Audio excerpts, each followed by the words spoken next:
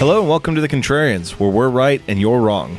I'm Alex. I'm Julio, and thank you for listening. If you like what you hear, head over to Apple Podcasts to subscribe and leave us a 5-star review. Help promote the algorithm and spread the word. You can also find us on SoundCloud to subscribe and review. And don't forget to visit our main website, wearethecontrarians.com.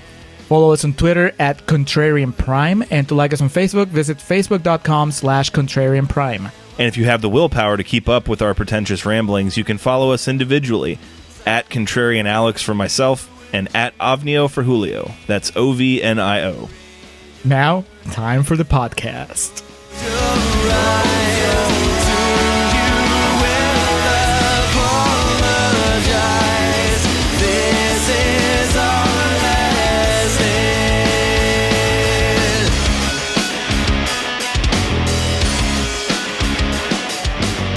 And we are recording for Contrarians Corner for Pain and Gain. Fun and games, gentlemen. Hello, and welcome back to the Contrarians, where we're right and you're wrong. My name is Alex, joined as always by my co-host and friend, Julio. Julio, we are going back to 2013. It honestly seems like we can't stay away from this year. We, in previous episodes, covered Secret Life of Walter Mitty, Blue is the Warmest Color. We've had endless, it seems, conversations and diatribes about Inside Llewyn Davis, Spring Breakers, amongst others. What else came out that year that we've talked about a lot in here? Gravity is one that I know has come across as a conversation. Prisoners. It was a loaded year. And of course, American Hustle, which, Well, it's a movie we've talked about, I'll tell you that. not all the conversations have been positive. They have not. But we are going back to 2013 to visit what was my number 3 movie of the year that year, and that is Pain and Gain. 2013 is one of the rare years where I actually put, I was going to say pen to paper, but it's more like finger to key, and typed in what my top movies of that year were, am. And Pain and Gain came in at number 3. It is the Michael Bay masterpiece. I mean, that question mark kind of defines its Rotten Tomatoes score. Dead center, 50% on Rotten Tomatoes. Based on the real-life Sun Gym gang of Miami, Florida in the mid-90s, led by Daniel Lugo. The ultimate Florida man. Some juiced-up idiots that thought they were smarter than the average bear and ended up killing a few people and getting sentenced to death row because of it. Now, is this a Hollywood retelling? Yes. Is Mark Wahlberg way hotter than the actual Daniel Lugo? Absolutely.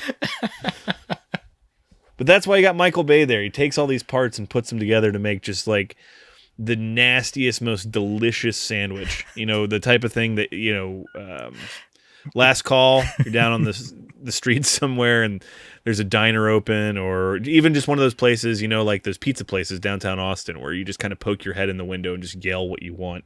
This would be one of those late night snacks that's just stacked full of calories. I don't even know that Pain and Gain qualifies as one of the pizza places that's open on 6th Street. No, this is more like the hot dog cart that has maybe 2 hot dogs left. And you're like, fuck it, it's late and I'm hungry. That's true.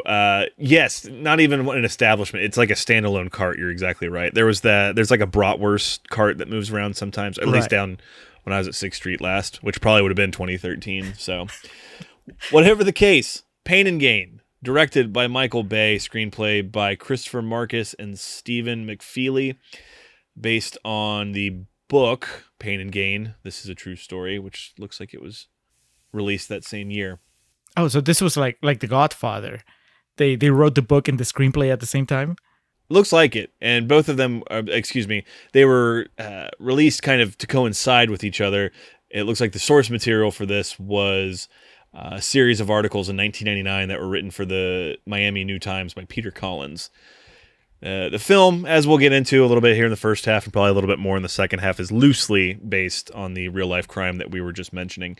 As all Michael Bay movies are just loosely based in some semblance of reality. Loosely based on planet Earth.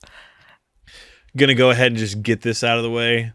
Would you believe that this is something Michael Bay wanted to make since the year 2000, but he kept it on his back burner? He didn't think he was ready?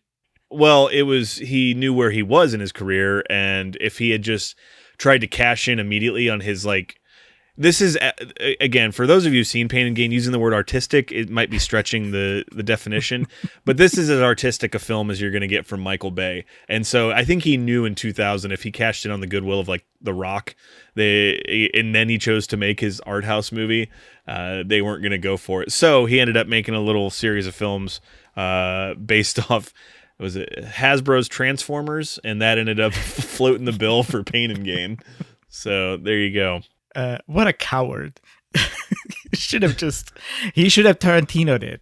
Tarantino didn't wait until he was halfway through his filmography to throw Jackie Brown there. He was like, third movie. That's it. If you don't like it, tough shit. Yeah. And fasten your seatbelts because I got Kill Bill coming up. Well, to be fair, it was destiny that this all fit into line because Anthony Mackie wasn't around at that point in time, and The Rock was... Jesus, The Rock had only started to scratch the surface of what he would become in the year 2000. There's always a wrestler you can just bamboozle into being in your movie. If it wasn't The Rock, not at that time, Ben. Dude, at the turn of the millennium, those guys were making more money in wrestling than they would have been offered to do movies. The party was never going to end. I know I've said that before, specifically when we did Ready to Rumble. For that time period in wrestling, those guys were making money hand over fist. But it's hilarious, The Rock's trajectory, because in the year 2000, he basically, his rise to fame, and this isn't even just in wrestling, this is anywhere, in any type of, entertainment, his rise to prominence was he was shot out of a cannon and just became this supernova of popularity. Because, 98, 99, 2000, he's on the incline, and then he just explodes. And then does The Mummy Returns. Was that the one he was in? Okay, to say that he was in that movie is, once again, stretching the definition. Work with me here. That was the one with the awful CGI that he was in, that the Scorpion King got a spin-off of. His facial features are somewhat in the movie. Well, that was it, and then it was just bang, it's a done deal. And then I think he made movies for another 3-4 years with the Rock moniker in there. Do you remember what the last movie he was The Rock in? Is it the Tooth Fairy? No, it was that movie. Was it called The Game Plan? That Disney movie he was in? Yep. His little because for a while it was The Rock, and then it became Dwayne The Rock Johnson. And then just eventually, by the time we get to Pain and Gain, he's just Dwayne Johnson all the way. We stumbled a little bit in between there. I remember him showing up on, he filmed some cameo and sent it into the WWE to promote whatever the fuck his movie was at the time. And he referred to himself as DJ. He was like, hey, WWE Universe, DJ here. And we were all collectively just like, we're not going to call you that. We'll go with Dwayne. We'll go with Dwayne Johnson, The Rock, but DJ ain't going to happen. Don't push it. Be like Michael Bay. Know when to play your cards. Know your limits. Yeah. Know your limits, Master Bay. So, Pain and Gain, 2013. We're here to cover it all. The Rock, Mark Wahlberg, Michael Bay, Anthony Mackie, Tony Shalhoub, Ed Harris. The list goes on and on. Rebel Wilson. If this is your Rebel Wilson. That's right. A woman named Bar Paley. Not Scarlett Johansson is Nope. basically who she is. If this is your first time listening to The Contrarians, we thank you so much for joining us. Thank you for listening to our little preamble there. If you're a returning listener, you all know we love you all the same. Give us a moment here while we explain what it is we do to any and all potential new listeners. Here on The Contrarians, we like to rage against the Rotten Tomatoes machine. That's our battle cry. We'll find a movie on Rotten Tomatoes that is highly rated, a lot of times known as certified fresh. What we'll do then is make a case for maybe why that movie's a little bit overrated. Some of the things the critics swept under the rug, some of the negative aspects that they just, for whatever reason, chose to ignore. We'll bring those to light. On the other side of the coin, we'll find one of those nasty green splotches, typically about 30% and below, rotten film, and we'll make a case for its positive merit and call out some of the things that were overlooked or just downplayed for no real reason. We'll shine those movies up real nice and tell you why you should check them out. That comprises the first half of this podcast known as Contrarians Corner, and Julio, for this one, it's even a little bit more different as we are at an episode ending in a 0, as we have done since the 10th episode of the Contrarians with Natural Born Killers. For these every 10 episodes, we like to find what we call a gray area movie. And that it doesn't get much more gray than this. Dead center 50% on Rotten Tomatoes. So for the first portion here of Contrarians Corner, because it does fall in between what we typically do, one of us will be attacking the film and one of us will be defending it. Now, Julio, if I understood correctly from our text messages, I am going to be on the defense while you will be on the offensive. Yes, we like to alternate. And for episode 130, we did the David Cronenberg masterpiece Crash. And in that case, I was defending and you were attacking. Very similar movie. Yeah, pretty much. So this time, I'll be attacking, you'll be defending. Seems fitting. You're the wrestling guy, and I am not. So you will be taking the Rock side and Michael Bay's side. I wonder, once we get to Real Talk, Alex, I wonder who between us is the bigger Michael Bay fan. That's a real question. Yeah, that'll be an interesting discussion. But yeah, all that to say, the first portion of our podcast is known as Contrarians Corner, where we work our little Contrarians magic. Julio, if listeners want to know how we really feel about it, as you mentioned, we'll get to that in the second half of the podcast. That's correct. On the second half of the show, aptly titled Real Talk, then we are all real all the time. We drop the facade, we stop pretending we feel one way or another, and we tell you exactly how we really feel. I haven't seen this movie since it came out, and I've heard Alex talk about it a lot in the years since, so I think that he's watched it several times. Oh, yeah. I have this idea, Alex, that once we get to Real Talk, you're just going to be gushing all over this Michael Bay film. I don't know if you can tell how I feel, but you'll find out along with all the listeners once we get to Real Talk. So you saw it when it came out in the theater? Yeah, apparently I saw it with Kelly. I watched it in the theater when it came out. I think it was one of those just kind of in bits and pieces throughout slow days at work, just piecing it together.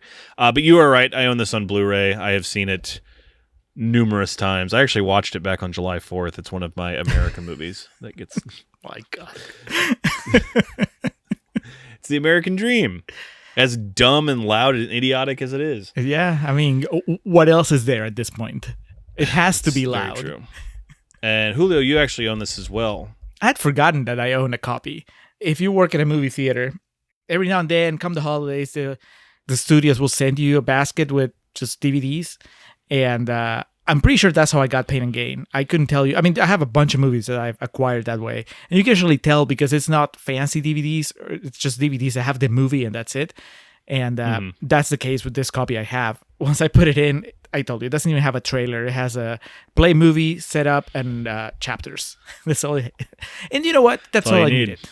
In a way, this movie's a full meal, whether you like it or not. So I don't really need like special features.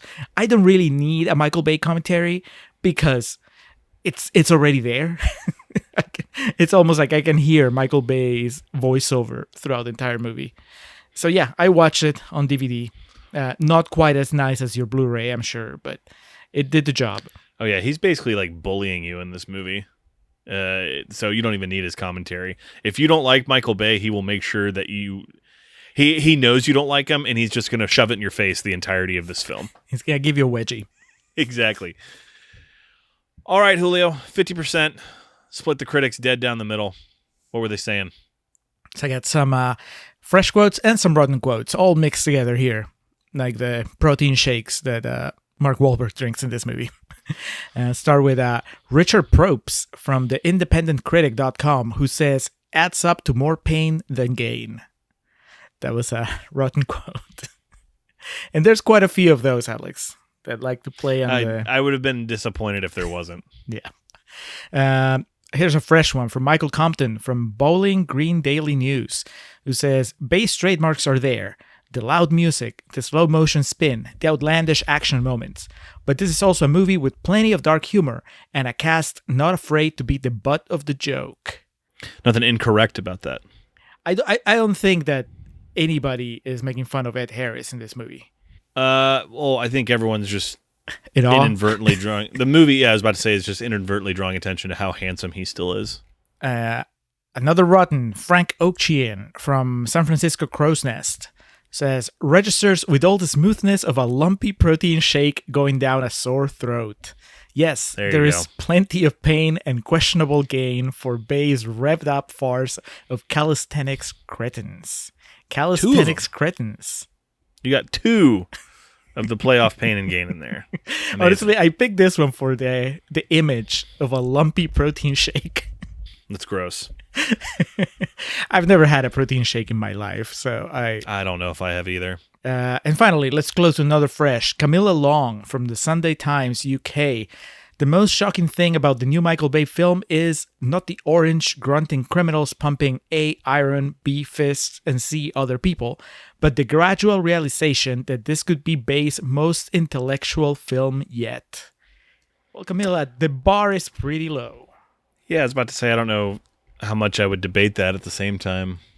Especially in 2013. It's not like he were coming off the heels of like The Crucible or something from Michael Bay. When did he make The Island? That was 2001? I'm going to guess. Let me look it up here. I have his filmography in front of me now. 2005 was The Island. 2001 was Pearl Harbor.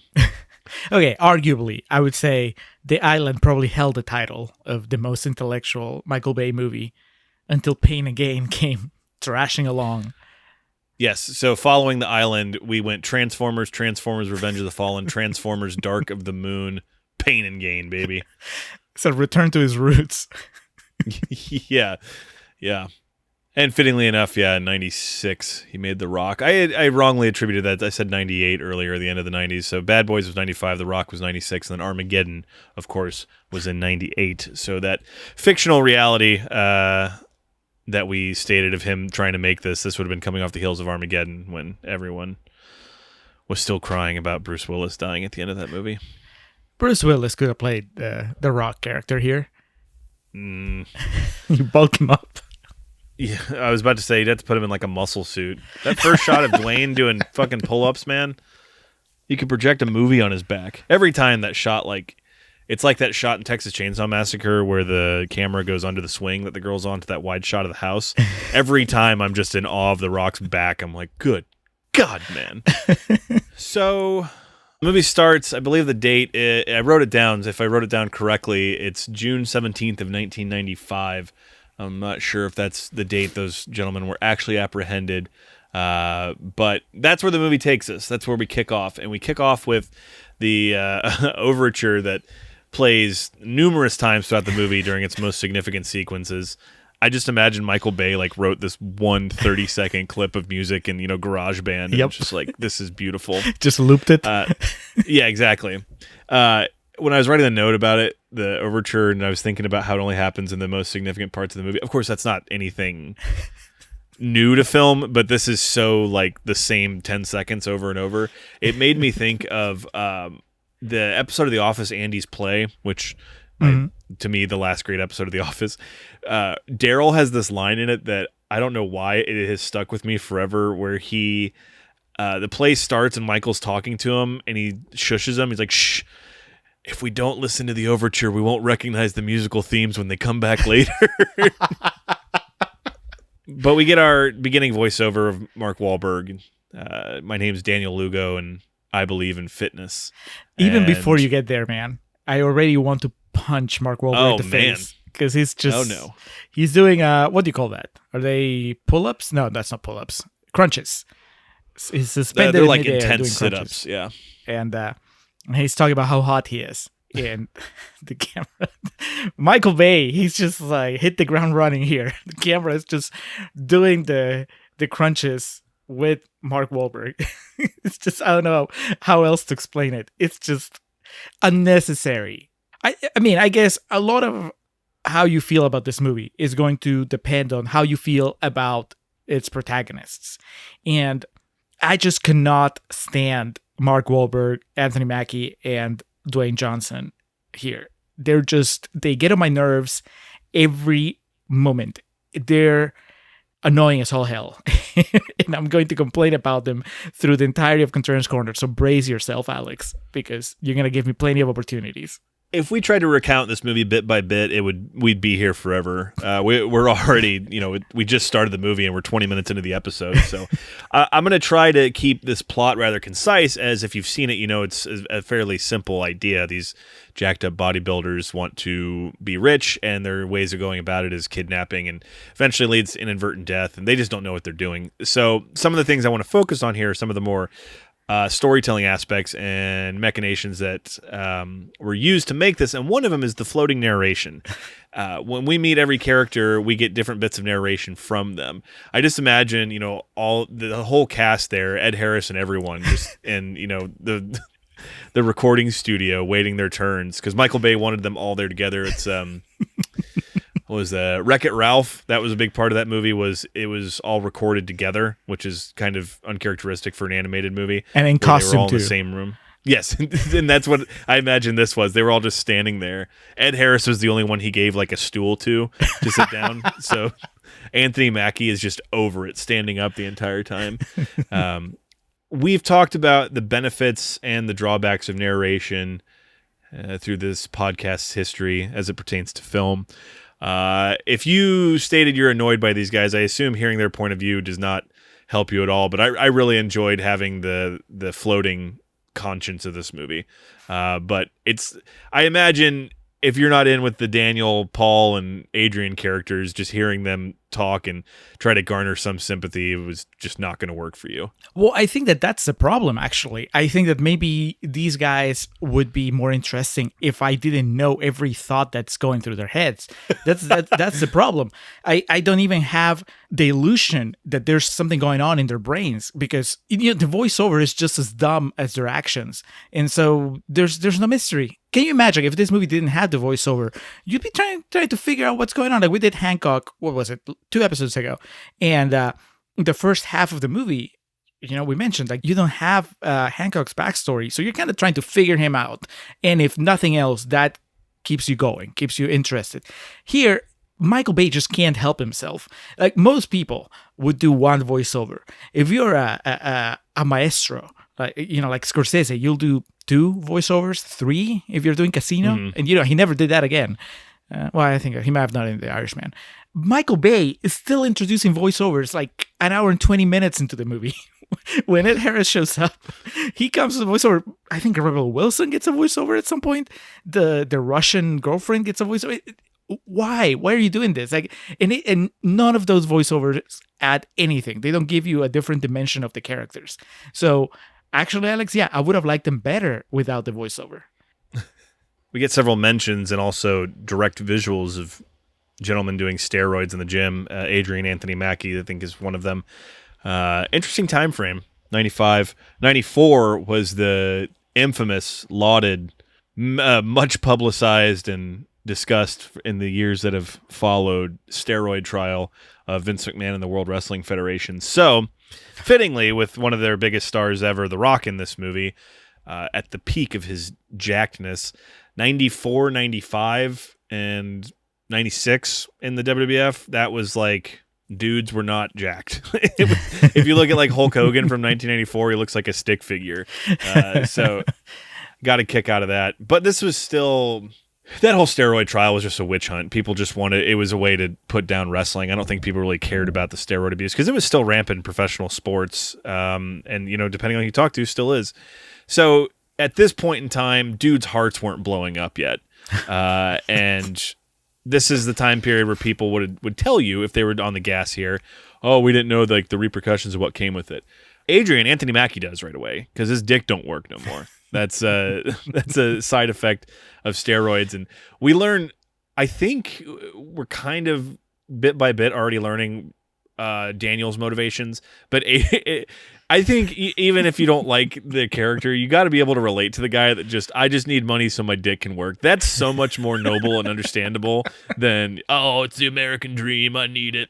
So, right away here, I fell in love with Anthony Mackie. I'll give you that. That's the most relatable, maybe the only relatable thing here in this movie, other than Ed Harris kind of thinking, you know what, this sounds like a crazy story. Let me look into it.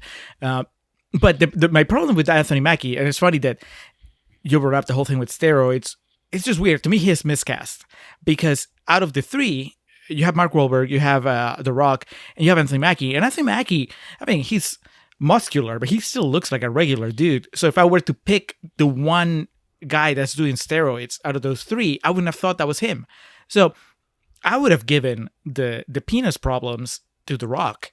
That would make more sense. The guy that's just massive and he has trouble getting an erection. Like, to me, that would make sense. Anthony Mackie just looked like they cast him because they liked him and he's a good actor, but he doesn't fit the part. He looks like a dude you could still beat up, technically, like in a fight. Against Wahlberg and The Rock, you don't stand a chance because they're just too big. But Mackie, he's just a dude. He has that shot when he poses. He looks good. That he has. I'm not saying he looks bad. He looks good, but he doesn't look imposing. He's got the roid build of someone that takes it and just does like heavy lifting, but no crunches, no leg day, anything like that. He's just a beefy son of a bitch. Speaking of beef, my next note here says Daniel is so fucking dumb. Like, all the Mark Wahlberg voiceovers are just perfect. Chef's kiss. All the idiotic things that he says, like when he's talking about his heroes, Scarface and the guys from The Godfather, and Rocky is one that he mentions, and just his way of thinking. He's such an idiot, and that jock doofus Mark Wahlberg, just his voiceover of it. It's basically, this movie is Mark Wahlberg playing into kind of what people said he was for a long time, just a big meathead. He's played this role twice where he basically fulfills the prophecy of what Mark Wahlberg would become on film. He has this, and then when he's like the Southie fuck in The Departed, that is perfect casting on both fronts. But the one character is a lot more interesting than the other, even though it has less screen time, and that's the one in The Departed. The one he got nominated for an Oscar for? Yeah, I mean, that's good. I would have been so mad if he had gotten nominated for this, because this is like a cheap joke. And I wouldn't mind it if this movie wasn't... Stunt casting? Well, not even stunt casting, just anybody playing this role. I mean, it's just easy. Okay, not easy. I imagine getting into shape that Mark Wahlberg got into this movie, that's gonna take dedication and hard work. But the acting part of it, I mean, you're just playing a dumb idiot. Like, there's no, you're not flexing your acting muscles with those voiceovers or with just, what he does? Wahlberg does a lot of nostril acting in this movie. And Bay seems to love it because he likes putting the camera right there up on Mark Wahlberg's nostrils. Like, that's really how he shows you emotion. But other than that, I mean, you never see an actual breakdown, any sort of like insight. He's just one note the entire movie. It's just like, I believe that if I work hard, I'll get what I deserve. And that's him from the beginning to the end of the movie. Like, even at the end of the movie, he's on death row and he still feels the same way. There's no change. It's one note, just like his voiceover. If I believe I deserve it, the universe will serve it. Enter Victor Kershaw, played by Tony Shalhoub. Is this Tony Shalhoub's Contrarians debut? Doesn't feel like it is, but I couldn't. If he's been in a movie that we've done, it's been a minimal part. America's uncle, Tony Shalhoub. Monk. Tony Shalhoub, not at the beginning, but basically his arc in this movie is slowly becoming Tommy Lee Jones in Batman Forever.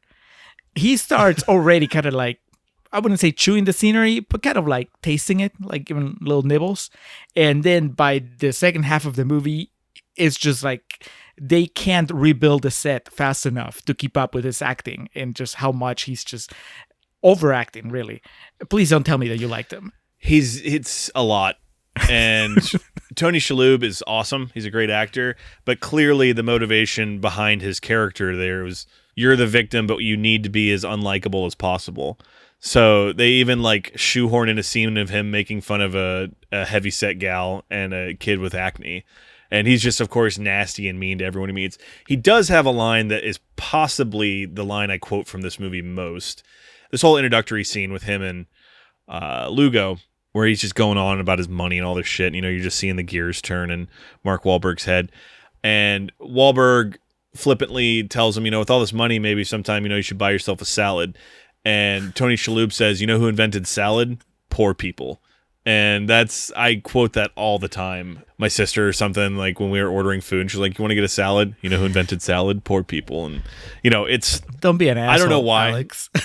No, I would never use that line genuinely. I quote it around my confidants. I'll say it to you next time we go out to eat. And I love salad. I go crazy on Caesar salad. But for whatever reason, his delivery of it and just the line in general, it's a good bit of writing. It would be different if Shalhoub was the only character in the movie that is making demeaning remarks against everybody.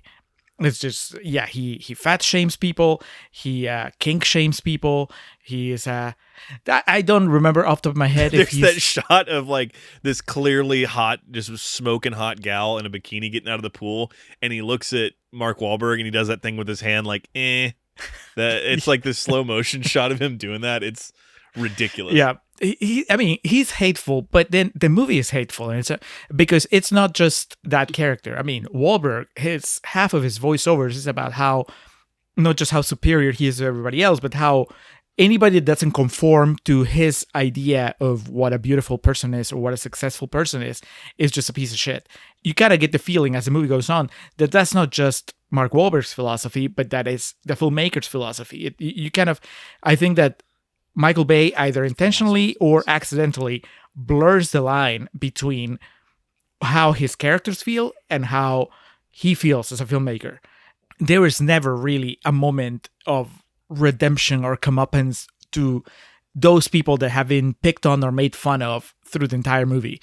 Nothing. I mean, even fucking Ed Harris towards the end of the movie, he's kind of excusing Tony Shalhoub's actions or making excuses for him, in a way that he's like, oh yeah, he's a difficult guy. But I wish that there had been at least one character that had somehow gotten the best of them, and that it wasn't one of those people that were already involved in the story, because everybody involved in the story is an asshole. So I wanted like somebody fresh. That's what makes it interesting. That's the whole point of the dude. Like when Victor Kershaw gets freed and the cops don't believe him and don't really want to help him just because he's a fucking asshole. But then in the end, he still comes out on top. Yes, because of the kindness and good nature of Ed Harris. That's what prevails in the end. Ed Harris is not a nice person. Ed Harris is in it because he's bored.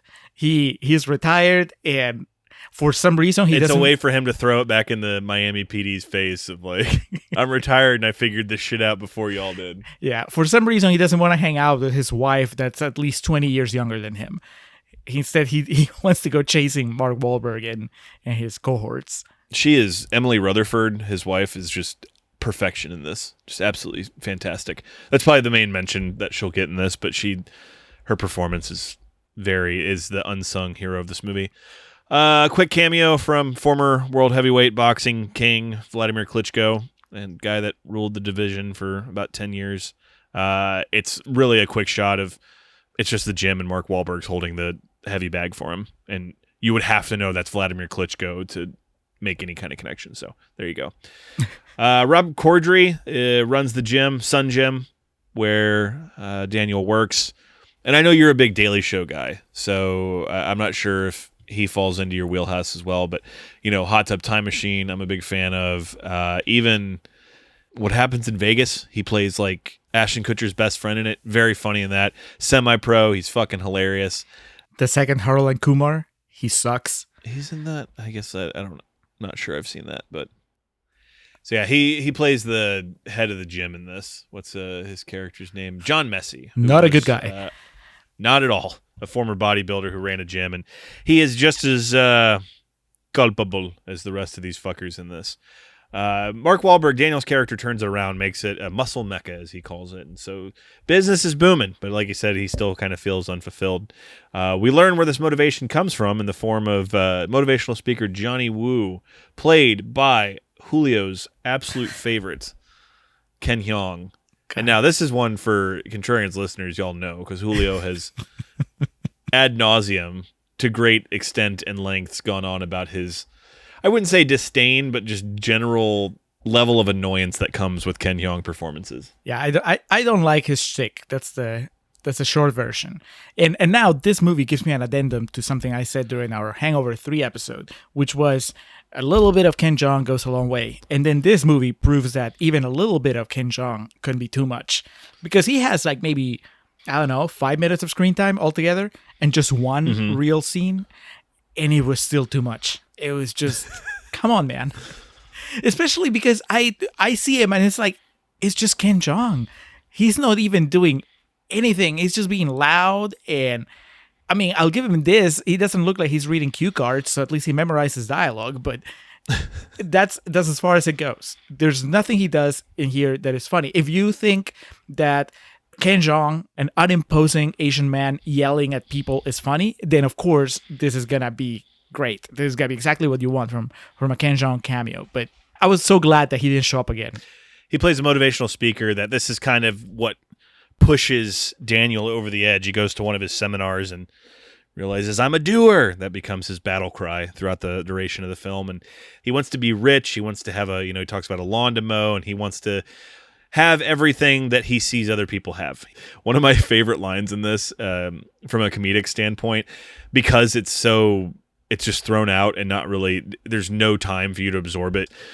When he first is starting to lure Adrian into this, they're both working out and he gets mad at the weights. He throws him down or something and he's flexing and he says to Adrian, he's like, don't you wish you had more than this, or don't you wish you could be somewhere else than here?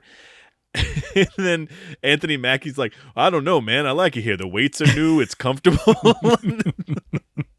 Again, this movie repeatedly establishes how dumb our trifecta of main characters are. And rounding out the trifecta, enter Dwayne "The Rock" Johnson, Paul Doyle in this film. And as I already mentioned, the unbelievable revealing shot of him doing chin-ups with his back just, oh God, as wide as the bumper of a fucking Hummer. And he is there. He came recently out of prison, looking for work. I think he was there to work at the gym. We get a series of flashbacks throughout this that establish our characters, like their backstories and whatnot. The flashback sequences are even more Michael Bay than the rest of the movie. The flashback sequences are all shot like when they're in that Land Rover in Armageddon, with like the camera just going all over the place and the color hue just turned all the way up. Hold the gain. Yeah. The pain is in the now. The gain is in the past. But we see The Rock had a coke problem, got busted around Christmas time trying to rob someone's home. Another cameo here, as we have a flashback to The Rock on the prison yard, where he gets into a scuffle with one of his famous rivals from the World Wrestling Federation, and a legitimate Olympic gold medalist, won the gold medal in Atlanta in 1996 in the sport of amateur wrestling. Mr. Kurt Angle makes an appearance here. And again, not pointed out, not really called out to the audience, but if you're like me, or even just have a slight knowledge of the professional wrestling or Olympic wrestling stratospheres, then you'll recognize Kurt Angle here. Kurt Angle, Julio, is the one that he frisbees the weight at. I was about to ask you, how badly does he get it? Well, it was revenge, because Kurt Angle beat The Rock for the WWF Championship in 2000, and he screwed him out of the belt. So The Rock got his revenge here by hurling a barbell weight at his head. Well, I think that The Rock was... I love The Rock. I love Dwayne Johnson. I'm a big fan. I think that he's very charismatic, and I think that when a filmmaker knows how to use him, how to deploy him, he is unstoppable. There's a reason why he's a superstar. Mm-hmm. I felt that this movie wasn't the best way for him to showcase range. And much like with our last episode, actually, when I was having trouble figuring out my feelings about Meg Ryan's performance, because there's a Meg Ryan persona, and then there's what she's trying to play, and there's an element of just intrigue, just curiosity. I'm watching not because this is good, I'm watching it because this is fascinating, it's new. And there's a little bit of that here, where I think that critics that praise The Rock's performance in this movie are just praising the fact that he's doing something different, and not necessarily praising something that is good. Because, I'm going to repeat it, I like Dwayne Johnson, but he is not, his range is limited.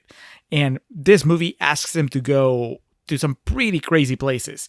And Michael Bay does what he can with his cinematic prowess, the way that he shoots the scenes, and the way he lights them, and the way he scores them, to kind of help The Rock along with this performance. But ultimately, I found that out of those three main guys, Wahlberg, Mackie, and Johnson, like The Rock was the one that was kind of didn't feel real. He felt just a little too cartoony. The other two are also bumbling idiots and they're over the top, but The Rock was the only one that I didn't buy as a real person. And I am glad that he chose not to pursue more projects along this line, because I think that he's a smart guy and he probably figured out that this was not really, the illusion wasn't going to last. Like, it works in one movie only. And but if he had tried to do it again, you would have realized that no, he's better playing like this type of bigger than life character in an adventure movie, in an action movie, not in this sort of weird attempt at comedy / satire. But now, of course, you got to tell me that you think The Rock is great here because you're a wrestling fan. That ship has sailed when it comes to The Rock's performances. I think after Doom, I couldn't just chalk up The Rock's movies being good just because I was a wrestling fan. So, yeah, I mean, The Rock is phenomenal in this. I think I have a little bit more ammo to discuss his performance in this for our second portion of the podcast. But yeah, I think he's great. He's very funny. I mean, The Rock, that was a colossal part of his draw in wrestling, was that he was hilarious and had just unreal timing. In this, he's like a physical presence, and that's a thing that sometimes gets forgotten because he came from the industry of pro wrestling. When you think of like Hulk Hogan, Ultimate Warrior, guys of that build, John Cena. Don't bring. I mean, we watched No Holds Barred, so we know what a comedic genius Hulk Hogan was. You can't compare what The Rock is trying to do here with what Hogan accomplished. No.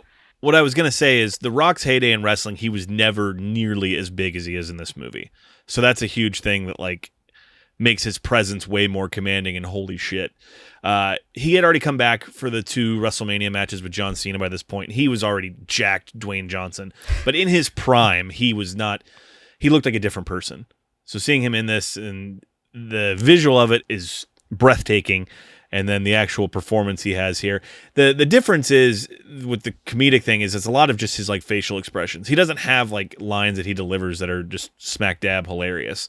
But okay, I want to talk about the combination of him and Anthony Mackie. But to bridge that gap, Larry Hankin shows up here and he plays this creepy, touchy-feely priest, and it feels too on the nose that it was just random that Larry Hankin got this role.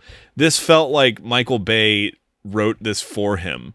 It feels like he had some weird interaction with him at a party in Hollywood once and was like, I'm going to cast you as a priest that tries to grope The Rock. I don't know when, I don't know how, but it'll come one day. It's a very strange role because he is somewhat of an accomplished actor, and to have this kind of tiny role where really the payoff is The Rock just beats the holy fuck out of him. Yeah, he's been in a lot of things, but he has not been in The Rock. he wanted to be. He just couldn't make it happen.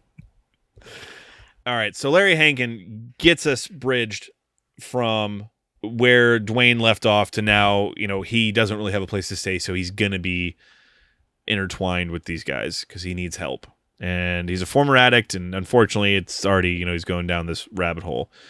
This is where we establish the dynamic here between Anthony Mackie and Dwayne Johnson of they're almost like cartoon characters with their back and forths that they have. Julio, as a Marvel guy, you have the Falcon, and then I guess I don't know, you're not as devoted to the DC universe as you are to the Marvel one, but The Rock is Black Adam. Play Injustice, yeah. So there's a lot of watching this in 2021. There's a lot of beef on the screen here. I'm going to guess that you were not as smitten with their chemistry as I was. No, because it's just, I mean, it goes back to what I was saying about Mark Wahlberg's performance. It's low-hanging fruit. There's nothing easier, I think, than writing dumb people being dumb.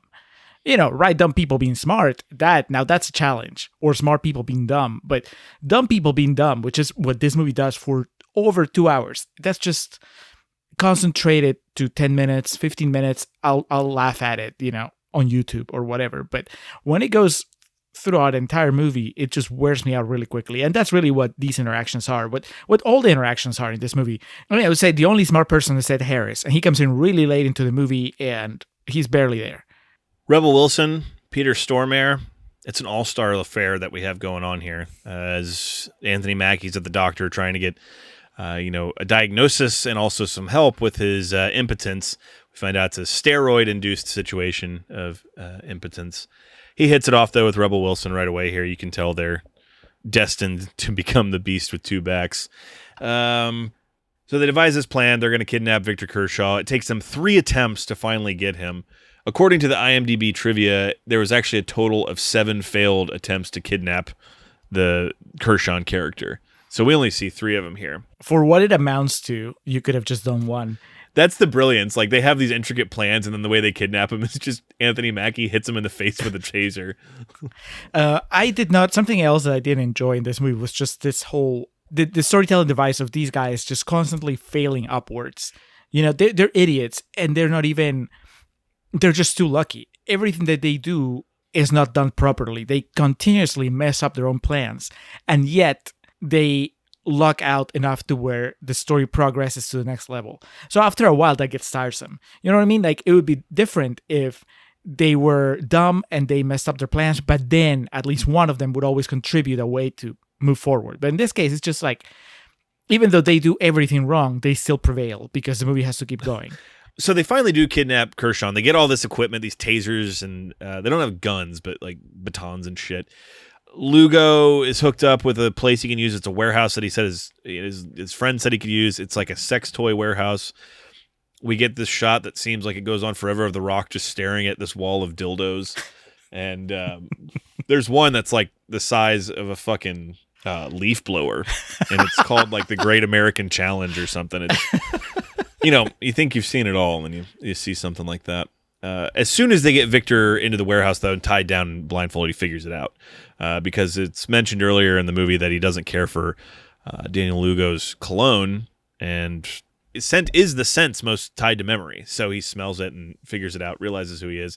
So the whole plan falls apart. They take shifts watching him. Their goal is they're going to get him to sign everything over, so they're intermittently torturing him. He does kind of become friends with The Rock. He calls him El Dad, which means loved by God. They form a friendship over sobriety. There's a part where Tony Shalhoub's just yelling, I need a drink, and The Rock from up high yells, we don't keep spirits here, and I'm sober. And he goes, me too, and The Rock goes, praise Jesus, or something like that. It's tremendous. If The Rock could act, it would be tremendous. Do you think, Alex, this is more of a moral question rather than an art appreciation question, but I guess they kind of overlap, that this movie is irresponsible in the way that it might encourage similar people to attempt the kind of things that Whalberg and Anthony Mackie and The Rock do here? Because it kind of, by the end of the movie, it kind of makes the point that they almost got away with it, even though they're complete idiots. Like, if they tried just a little harder, they would have gotten away with it. They would have succeeded. Isn't it irresponsible of Michael Bay to just basically celebrate the ingenuity of the American idiot? It's extremely interesting you bring that up, Julio, because one of the things that I thought about when I was watching this is the type of movie that those fucking weirdos that love Joker and Fight Club, this is the type of movie they should celebrate. Those people that post a picture of Joaquin Phoenix as the Joker with some quote from the movie on their timeline or what have you. That Fight Club, Punisher, that type of thing that they cling to. This, Wolf of Wall Street, and Spring Breakers, all the American Dream trifecta from 2013, those are the types of movies you would think they would associate with more. But then it may make them realize how dumb they are if they do that, so that's kind of why they don't. I agree with your point to a certain extent. This movie could wrongly motivate someone or make them believe they could do this too, but where the movie succeeds, it immediately cuts off that train of thought because it shows these guys don't know what the fuck they're doing, and you don't either, so don't even try, because in the end, you're probably just going to end up on death row. You're not Mark Wahlberg. Or The Rock, you're going to do 15 years and, end up singing in the church choir. Choose your destiny. That guy's out there, Alex. That guy's out there right now. And still apologizing. The biggest snag they hit here with Victor Kershaw is they need the papers notarized. They get him to sign it, but he needs it notarized in order to, transfer these funds. And this is where the forgery and illegality, not forgery, but basically the malfeasance begins with Rob Corddry's character. John Messi, where he's a notary. He notarizes these things illegally that shouldn't be because Victor Kershawn's not there in the present. All this money gets transferred over, the deed to his house. So everything is going according to plan. The difference is versus what the original outcome was. I still don't understand how they thought they were going to be able to keep Victor alive and just take all his shit. But here they said because he knows who we are, we have to kill him. So they attempt to kill him, and they can't even do that. They're so dumb that they put him in a car and floor it into a backhoe. Anthony Mackie puts a seatbelt on him, though. And then they try to blow up the car. That doesn't work. The Rock hits him with the van they're in. That doesn't work. He backs over his head, but the way his head's positioned below the curb, the tire doesn't really do anything except just leave tread mark on his face. It's a shit show of monumental proportion. It was a lot funnier in Weekend at Bernie's. And at least there, it was more believable because Bernie was actually dead. Somehow, Tony Shalhoub does not die after all this. How? The Colombian genes will that he has, apparently. The will to get revenge. It's just the desire to get even, I guess. I don't know. But he's having a hard time. He almost bit his tongue off in the process. He is beat to shit. He's in the hospital. The cops, the first round of detectives come to visit him. One of them looks straight out of the 70s. He's got like an afro with Irish sideburns. And they don't believe him. They think he's making it up. The three ninja bodybuilders, and they even insinuate that it could have been like a sex thing gone awry because of all the sex toys they found in his car. So he's up a creek right now. He doesn't really know where to turn or what to do. So this is where we enlist the services of one Mr. Ed Harris, who plays... Isn't his name Ed in this? Yeah, yep. Ed Dubois. That's how lazy the writing is. He's a private detective, a PI, retired off the Miami police force. And at first also, he refuses to take the case because he thinks he's lying. So he hears his tale on the phone and he tells him, look, if this is true, you shouldn't be staying in the hospital. These people are it's a public place. They're going to come and find you. And that they do. Adrian, Daniel, and Paul enter the hospital in scrubs, standing out like three of the sorest thumbs you've ever seen. And they're going to kill him, right? So yeah, their plan is he grabs a scalpel and he's just going to kill him in his hospital bed. So we spent, 10 minutes with them arguing about how none of them wanted to really kill Tony Shalhoub earlier because they were just too squeamish to do it. And then suddenly now they're okay. Like all three of them are 100% okay with just going and doing the deed. You're just killing him in cold blood right here. One of the doctors at the hospital, though, as Mark Whalberg explains, I'm his primary caregiver from Miami General. So he's like, why are you dressed for surgery in our hospital? And Mark Whalberg says, well, I like to be prepared for anything. His delivery of it is just absolutely perfect. Isn't that where you get like a sort of like a subtitle that says perfect execution? Yes. Yeah. And this leads to a montage because they see all the money they have. There's the shot of them like putting their money in a tanning bed because why not?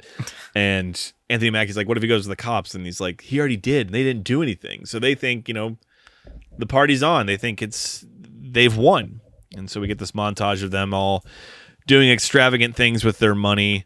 We get a shot of The Rock doing cocaine off the blonde's ass. What's her name? Serena? Serena, yeah. Bar Paley is her shoot name. So, as a wrestling fan, I had two moments where I realized The Rock was no longer of our world. One of them was when I saw Doom for the first time, and he said fuck, because I've never heard The Rock, up until that point, I'd never heard The Rock say fuck, because you can't say that on television. So I was like, oh my God, he said fuck. And then when I saw him do cocaine off this blonde's ass in this movie, I was like, he has moved on from us. He has forgotten the little people and has moved on to bigger and better things, and God bless him for it. There's no going back. Ed Dubois decides he's going to give this a go. He's going to meet with Victor Kershaw. So we get like kind of this buddy comedy on the side with Tony Shalhoub and Ed Harris, where, Tony Shalhoub's just really irritable and mad about everything, and Ed Harris is just this calming, very serene presence that he kind of weeds out the details and tries to, thread his own tale about what potentially could be here. He tries to infiltrate the gym, and that was probably the most nerve-wracking moment in the movie. Where that's like the Heat moment where you get Ed Harris and Mark Wahlberg on the screen at the same time. Yeah, except that Ed Harris is lifting weights, and putting it bluntly, he looks kind of scrawny. especially next to Whalberg there, and also surrounded by everybody else in the gym. And I'm like, he's gonna hurt himself. This is just he does. And he does. Eventually, he did. So that might be the most realistic moment in the movie. They sent an old man to the gym to play with the big boys, and then he fucked up his back. So he's infiltrating. He's, closing in on this case, trying to learn more about it. Mark Wahlberg's become like a community leader, living in Kershawn's house now. The community's really, starting to take a liking to him. He leads like a fitness class for the kids there. Unfortunately, Dwayne has derailed. He's completely addicted to coke, and running parallel to Adrian getting married to the Rebel Wilson character in this, Dwayne robs a Garda truck. And as we've known from years of working in retail, and I worked at a bank for a while, those guys don't fuck around, man. And so he takes him out. He tries to get money out of the bag. The ink pouch explodes on his face, and then the cops are after him.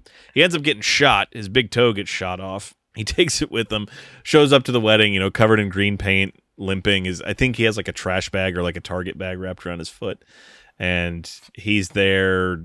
He needs another score. Alex, as we're recounting this, like, I remember my feeling watching the movie and being like, my God, there's more. There's more to come. Like, I remember that realization when the Rock's like, no, we need another score. At first, I'm like, oh, they're going to shoot him down, and then they get caught. And then I remember, oh, no, there is another score. They go through with it. There's still, like, I don't know, 40 minutes of movie left. How do you like this? I don't understand. You're Mr. 90 minutes, no more. And this just goes on forever. One of the few movies I could say that generally earns its 2 hour and 9 minute runtime. I always gave shit to our friend Reed when he would say, because you and I are not fans of Wolf of Wall Street, and he would say that movie wouldn't have worked if it wasn't that long, which I heavily disagree with, but that's how I feel about this. So pot, kettle, I get it. Hypocrisy's there. They have another score that they want to pull off, but the walls are already closing in. Kershaw calls Rob Corddry's character, John Messi, and tells him, give me my fucking money back. You robbed me. And this leads to the most Rob Corddry line of the movie. He's really reserved and just kind of not a fly on the wall, but just kind of a background character. He's not what you would come to think of Rob Corddry, except for this one moment where he's talking to him on the phone, and Tony Shalhoub's yelling at him, and Mark Wahlberg's there, and he hangs up the phone, and Daniel Lugo tells him, star 69. Rob Corddry goes, you want me to have sex with him? It's so good. It's like the perfect Corddry delivery. And Ed Harris tells the PD, he tells the Miami police, I don't know if he's the captain. Yeah, Captain Lopez, played by Tony Plana, who plays Amy's dad in Superstore, which I've been watching a lot of recently. Not chasing Amy. No, so to speak. He tells him, he's like, hey, you missed out on this case, but you can still make it right. These guys are going to get hungry, and they're probably going to kill someone again. And he's just like, But Tony and Ed, it's a budding friendship. He has them over for dinner at his house, and Tony Shalhoub's still recovering and drops his dinner roll, and to prove something to himself, reaches down to pick it up. And this is where Emily Rutherford, Sissy, she plays Ed Harris's wife. She has that great line of, every man needs to fight for his dignity. She's so reserved, and there's basically just like, she's Morpheus in this. She just kind of just says these incredibly prophetic things and then just lets it simmer, or just, exits frame. Yeah, then the movie leaves her behind.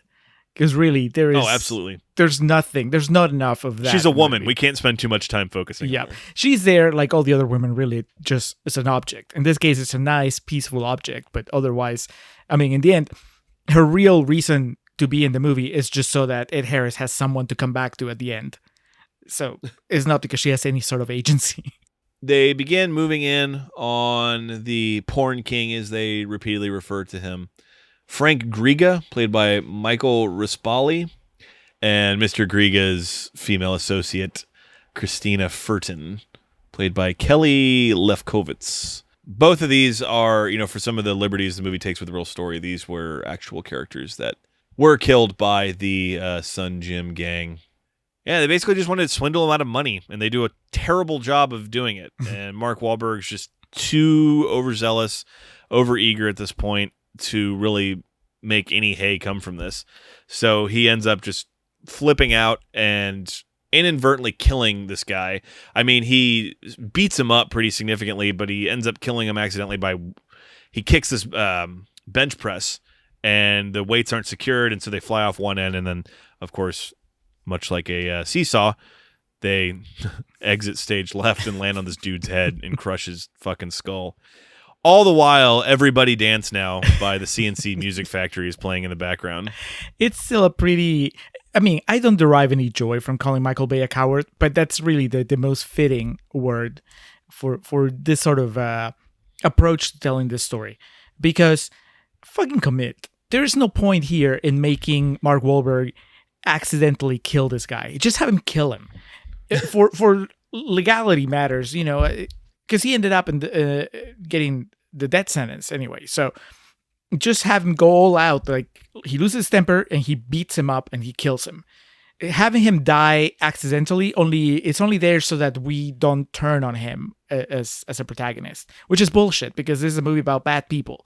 So you shouldn't be afraid of us turning on him. And it's the same actually when it comes to The Rock, The Rock hitting rock bottom. I mean, it's so tame. Okay, so he tries to rob a Garda truck, you know, but it doesn't help that he's in the movie with Mark Wahlberg, and instantly, when you think Mark Wahlberg, you think Boogie Nights. And Mark Wahlberg hits rock bottom in Boogie Nights in one of the most brutal sequences in that movie. And so to see The Rock kind of acting like it's the end of the world because he got shot and lost a toe, I was like, dude, it's not really that bad until you are out in a corner like giving hand jobs trying to get cocaine.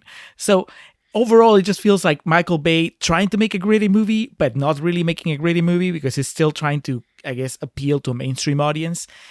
I didn't buy it.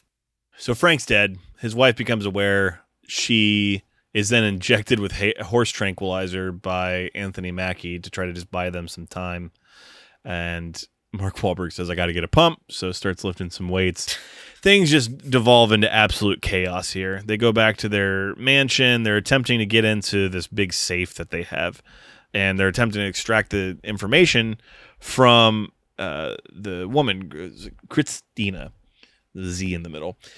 Unfortunately, who would have known this? Not the Fox News folk, but too much horse medicine can kill you after a while.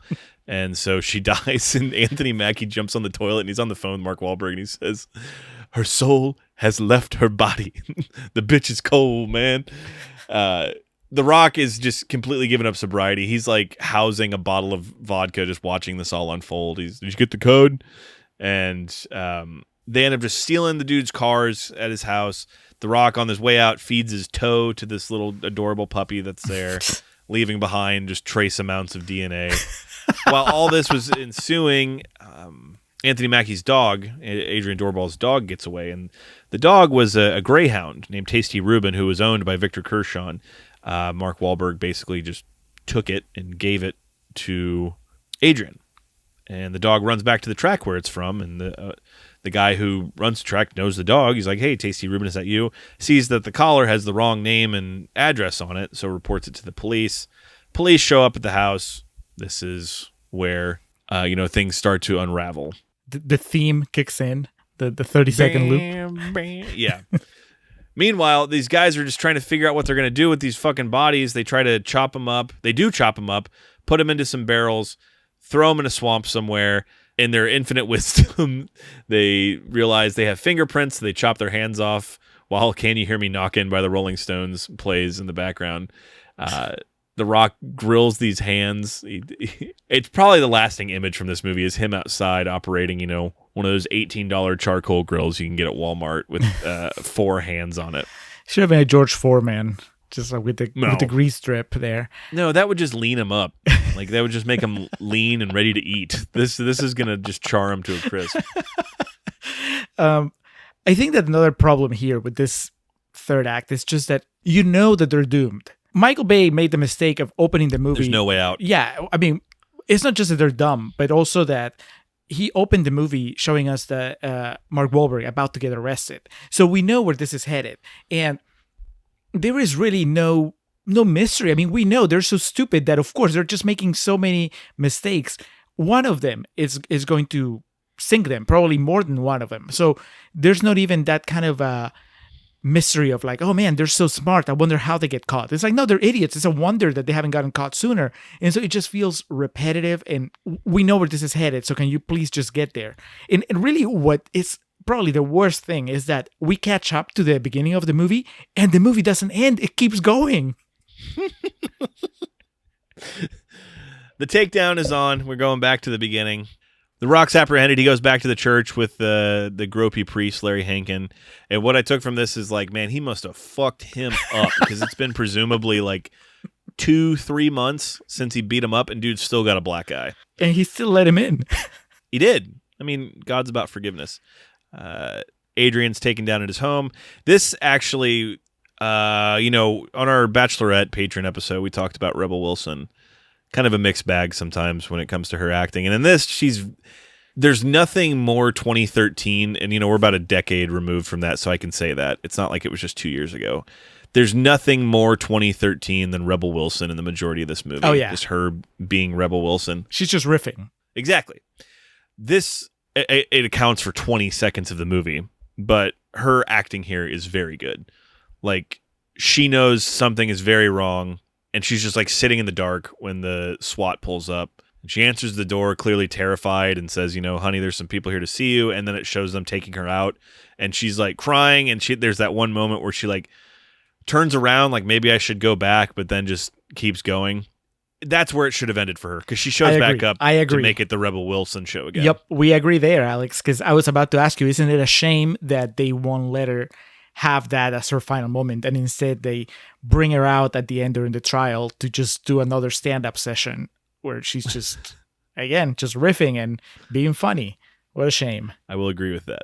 So 2 of the 3 players have been taken in. So we need the head of the triple threat here. They need to track down Shane Douglas. They need to track down Daniel Lugo, who's fled to the Bahamas, goes into one of the banks he knows Victor has money in, goes to take those accounts. I always forget, like, the Bahamas aren't that far away. Like, to me, just growing up and seeing pictures of it and videos of it, I always just viewed it as like this far away mystical island. And no, you can just like hop on a boat and get there pretty quickly. A helicopter. Yes. Daniel gets there, starts depleting the accounts, looks in the safety deposit box, just family heirlooms and stuff. All the while he's looking there, Ed Harris comes in, and I'm Ed Harris. Where's Mark Wahlberg? Why is a retired PI leading the cops in this investigation? Because they dropped the ball, man. They realized that they can't live up to Ed Harris. He was probably back on the force the next week after this. Tony Plana just handed down his captain status and said, welcome back, Space Girl. He sees Daniel Lugo. He tries to flee and escape, gets shot in the leg.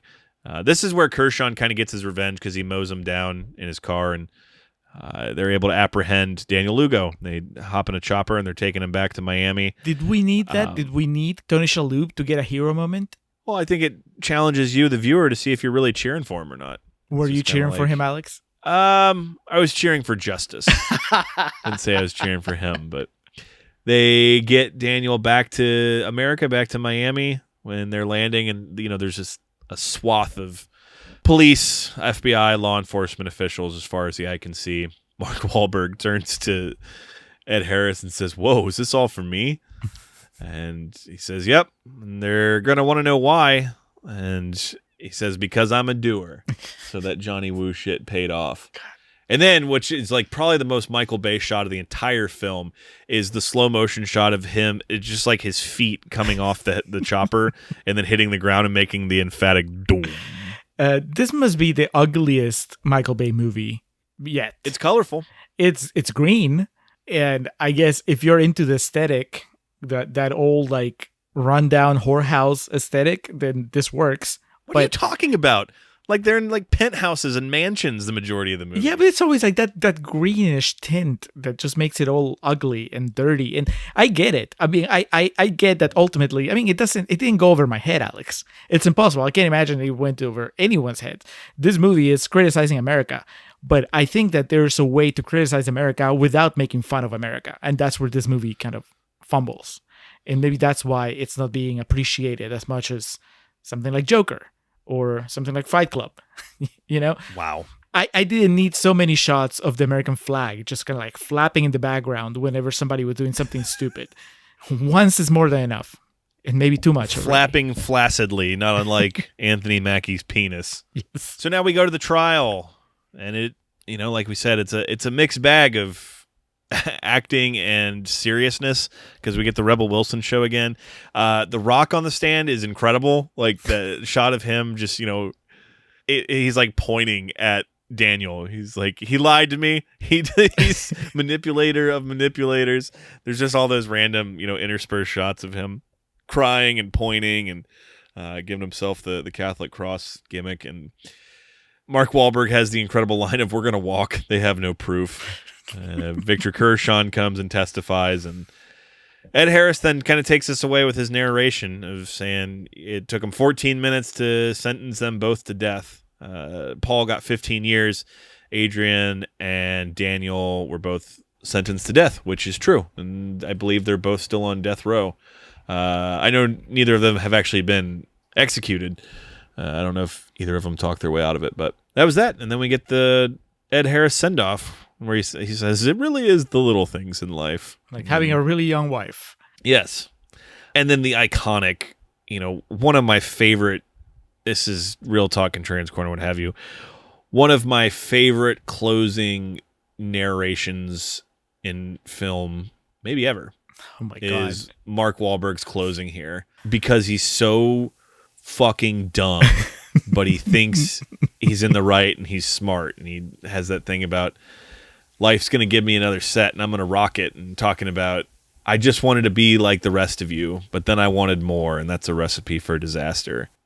You had already made allusion to this narration a little bit earlier in the episode, so I take it you were just rolling your eyes and just ready for it to be over at this point.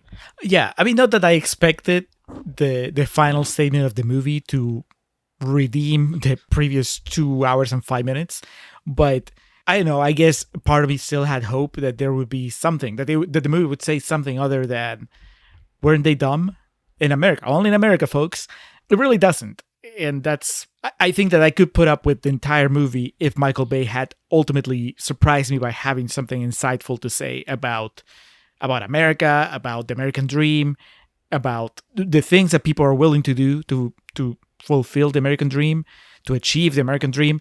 But there's really none of that here. I mean, it's just all cheap shots, all like really obvious points repeated to death. So yeah, I was done. But yes, we're taken away by Coolio and Gangster's Paradise and the closing line of the movie. It's the American dream. Beautiful. Excellent. Perfect. Superb. That's not even real talk. Julio, do you have anything to add here before we move this along to real talk? I think we've had a bit of back and forth, and I think there's some that's going to follow, perhaps even more passionately and intensely. Yeah, no. Let's go to real talk. We all start out equal. Little blobs of blood and muscle. It's a setup of awesome potential.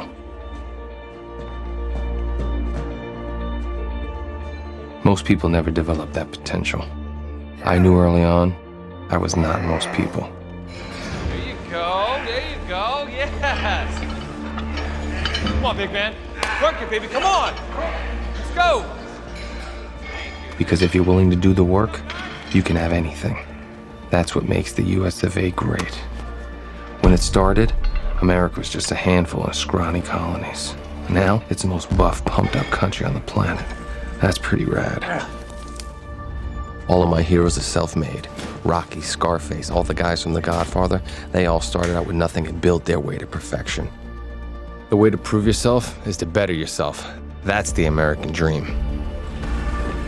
I have no sympathy for people who squander their gifts. It's sickening. It's worse than sickening. It's unpatriotic. And we are back. But before we get into real talk, it's time for PP, our patron pitch. This is where we let patrons know what they can expect on our patron feed, and it's also where we let non-patrons know what they're missing out on. This time around, well, we are in the middle of September as we drop this episode. It's time for a new set of QVRs, quick video reviews. For this month, it's going to be Alex giving me an assignment and me giving Alex an assignment, just to shake things up, keep things spicy. Alex, I am going to have you watch the Netflix movie The Land of Steady Habits, starring Ben Mendelsohn, who played a Skrull in Captain Marvel, but you probably know him from other movies. Rogue One, he was a bad guy in Rogue One. Yes. It's written and directed by Nicole Holofcener, who is the writer and director of one of our favorite movies, Enough Said. My favorite movie of 2013. Yeah. Hope Davis is in it too. I forgot that you had it that high. It outranked Pain and Gain. How appropriate. Julio, you will be watching a Criterion that I own. You will not be watching my Criterion version. I apologize. You will be watching the HBO Max streaming of Gimme Shelter, the Rolling Stones documentary highlighting the infamous Altamont Freeway free concert from 1970? No, 69, because it was the follow-up to Woodstock. They attempted to basically one-up Woodstock with this show they did. For those of you who have already seen previous QVRs, then you know that kind of the gimmick is that we record the video in 3 parts. One, before we watch the movie, telling you what we think is going to happen. Then another little segment where we're halfway through the movie telling you how it's going and how we think it's going to end. And then a final segment at the end after we're done with the movie, wrapping up and giving a score. So I'm going in almost entirely Baccarat blind, and I don't think that you know anything about Land's 70 Habits other than what I just told you. So this should make for an interesting couple of videos available only on our Patreon channel, along with other cool things like all our deleted clips that didn't make it into the episodes, and our pre-recording notes, and of course Contrarians After Hours, our spin-off show where we talk about other things that we watched or things that we've read, that we played. Alex, what are you bringing to Contrarians After Hours this time? I got so excited on our last episode just regaling you with the stories of my trip to Vegas that I forgot to bring up something I texted you about what feels like months ago. It was probably just 3 or 4 weeks ago. I watched, in an attempt to continue on with the Adele Exarchopoulos, I actually watched an interview with her and heard her pronounce her own name, and it's like one of those pronunciations that I don't have. I'm not confident enough in a faux French accent to pronounce it correctly, so I'm just going to Americanize it. In an attempt to continue on her filmography and see if blue is the warmest color was lightning in a bottle, or if she is really hella talented, I watched Racer and the Jailbird, a film from just a few years ago, with her and Matthias, I don't know how to pronounce his last name, bad guy from The Drop. He was also in Rust and Bone with... Talia al Ghul. That's what I was going to say. I can't even remember her name. Marion Cotillard. All right. Matthias Schoenaerts, I believe, is the American pronunciation of it. Wow is all I can say about that movie. Of an extremely generous 36% on Rotten Tomatoes, but there is some serious redeeming quality to it. Adele is one of them, but we'll get into it in After Hours, exactly the hilarity that is that movie. Well, on my end, Alex, I'm gonna tiptoe. I'm gonna do my best to talk to you about The Vanishing, this 1988 movie. Talk to you about it without spoiling it. Didn't even know about it, and then our friends from Filmbusters covered it in a very recent episode, and I just watched it because it sounded interesting. Well, I'll tell you about it, but I watched the original. Are you talking about the Dutch movie, the Vanishing? Yes. Have you seen it? I own the Criterion of that. Oh my God, this is amazing. We're going to have a conversation about The Vanishing then. I'm not going to have to tiptoe around anything because you've seen it. Yes, it's terrifying. And then I watched the most recent Sofia Coppola movie, On the Rocks. I don't know if you've seen the poster. Ooh, I want to see that. Yeah, right now it's an Apple TV exclusive. That sounded way more sexual than it needed to. I was saying that as I was exhaling on a yawn, so it sounded like... It sounded like I just discovered something about myself. It's only on the Apple TV thing, right? Yeah, I got a year of Apple TV when I bought my new phone. So I'm like, what can I watch? And I'd seen the poster for On the Rocks floating around for a while now. It's just Rashida Jones and Bill Murray looking at the camera. I'm not going to spoil it for you. I'm just going to tell you, I'm going to give you more information that poster does. And that will be it. On the Rocks, The Vanishing, and whatever that Adele Racer and the is. Jailbird. That's easier to pronounce than her last name, I guess.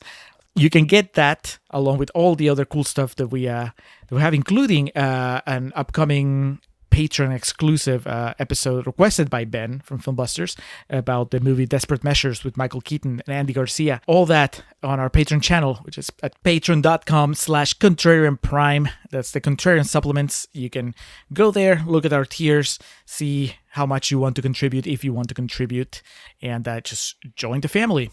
Absolutely. For all our current patrons, love y'all, hold y'all dear. We're taking applications, as I like to say. Yeah, just go on over there, throw us a buck or two. I mean, you can literally throw a buck and just see if you like what you get.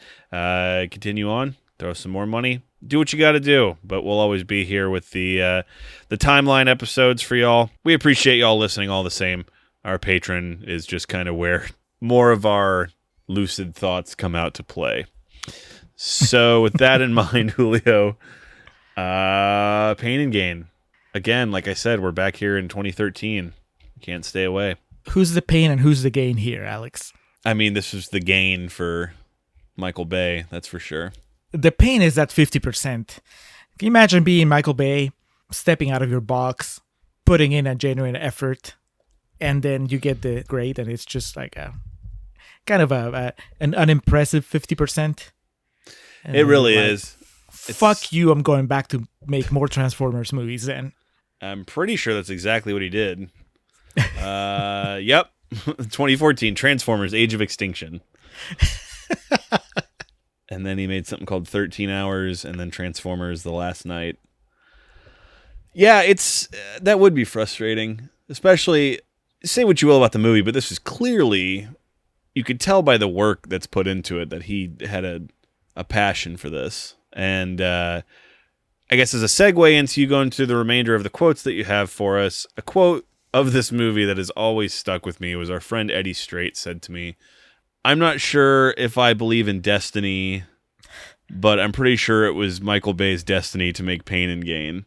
And what he meant by that, if I understood when we talked about the movie, because I think Eddie, obviously not as much as me, but enjoyed it. It was basically a real life story that was so absurd that deserved an absurd treatment in film that could have like action and stylization to it as only Michael Bay could do. And it really seems like the movie he made where all the parts really came together artistically. Obviously, Armageddon, and The Rock is awesome as well.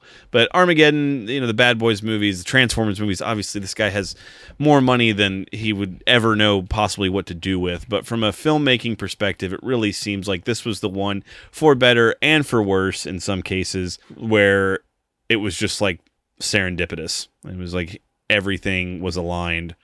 The Grimlap system of moons all came together for one night only type thing when he made Pain and Gain. And that's kind of the quote I always think of when I think of this movie. Being that it's 50% though, I mean, these fuckers are split dead down the middle. What were the other reviews you wrangled up for us? All right, a few more mixed quotes from the Rotten Tomatoes website, starting with Nick Pinkerton from Sight and Sound, who says, "While Pain and Gain often frustrates, Bay's overwhelming cinematic sense is undeniable." I mean, he does have, his own language in a way. Michael Bay, when he makes movies, they look and sound and feel like Michael Bay movies. Jason Bailey from Flavor Wire says, "Maybe he's trying to do Goodfellas-style dark comedy. The copious voiceovers would certainly suggest it. But as charitably as possible, Bay is no Scorsese." I mean, we knew that. Was this up for debate? Apparently. Jeremy Libbins from We Got This Covered says, "Pain and Gain is Michael Bay's best film yet, fusing his high-octane and in-your-face directing style with pitch-black comedy that makes for the funniest film of 2013.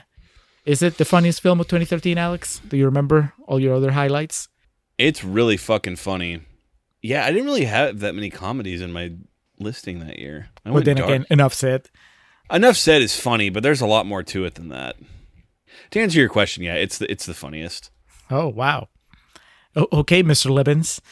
And finally, Max Kibbers from Film Comment Magazine says, "Rather than take its true crime caper inspiration seriously, it pumps off its real-life players as dumb action figures and has little respect for the victims involved either."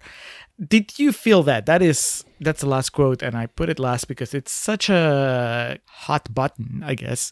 I think it's always tricky when you adapt a true story into a movie. And then in a case like this, where real people got hurt and real people got killed. I don't know. I mean, do you feel like the movie's disrespectful to the victims of these three idiots? I think it brings in that interesting, social conundrum that you and I have discussed on here before with different movies that we've done of like, who's the real monster? That type of thing. And part of it being able to tell this movie in, you said that now and I'm just seeing this review that called the movie grotesquely inappropriate. The victims, I think that goes to the whole idea of Daniel. He's not targeting good people. He sees these people that he believes don't deserve these things because they're, bad people. And I'm not God. I'm not a judge, a jury, or an executioner, so it's not up to me to judge these people. But I think that is part of the story, and that was, behind his motivations in real life as well. The Victor Kershaw character, that wasn't his real name. They had to change it for legal reasons. He was like arrested shortly after the trial for like some monetary crime. So he went to like prison also after like testifying against them. So, he wasn't necessarily a good dude. Also, he had like his issues and shit. And then, as a porn fan, I can't really demonize the porn people, but I don't think that it's disrespectful to them. I mean, I don't know. I mean, it's such tricky territory. If you don't know the people in real life, then it's easy for you to just take it at face value. I mean, I'm watching a movie. I'm not comparing notes, right? If I knew these people or they were like in my family, I'd probably have much different feelings. But exactly, yeah. Yeah, that's what I was going to say. Like, to me, I just watch it as a movie and I judge it as a movie and I think, well, they all look like assholes. They behave like assholes. I don't feel bad. They sort of got, especially when it comes to Tony Shalhoub character. The other two, actually, the porn king and he was kind of a dick, but his wife seemed pretty innocent as far as, she didn't do anything. And the fact that they die seems like, to call it an overreaction is underselling it. But yeah, imagine if you were actually related to them or you knew them as friends and then you see them depicted in this movie. And I don't think that it paints a flattering picture of them, but I don't think it paints a flattering picture of anyone. I don't know. So the Victor Kershaw character was a person, but his name was Mark Schiller, I think. If I understood correctly in my research, his name had to be changed because he also went to prison. So there was like legal reasons why they couldn't use his real name or some bullshit like that. But Frank Griga and Christina Furton, like those were real people that were killed by them. And she was killed almost like out of the movie, like was shot with her horse tranquilizer 3 times and died.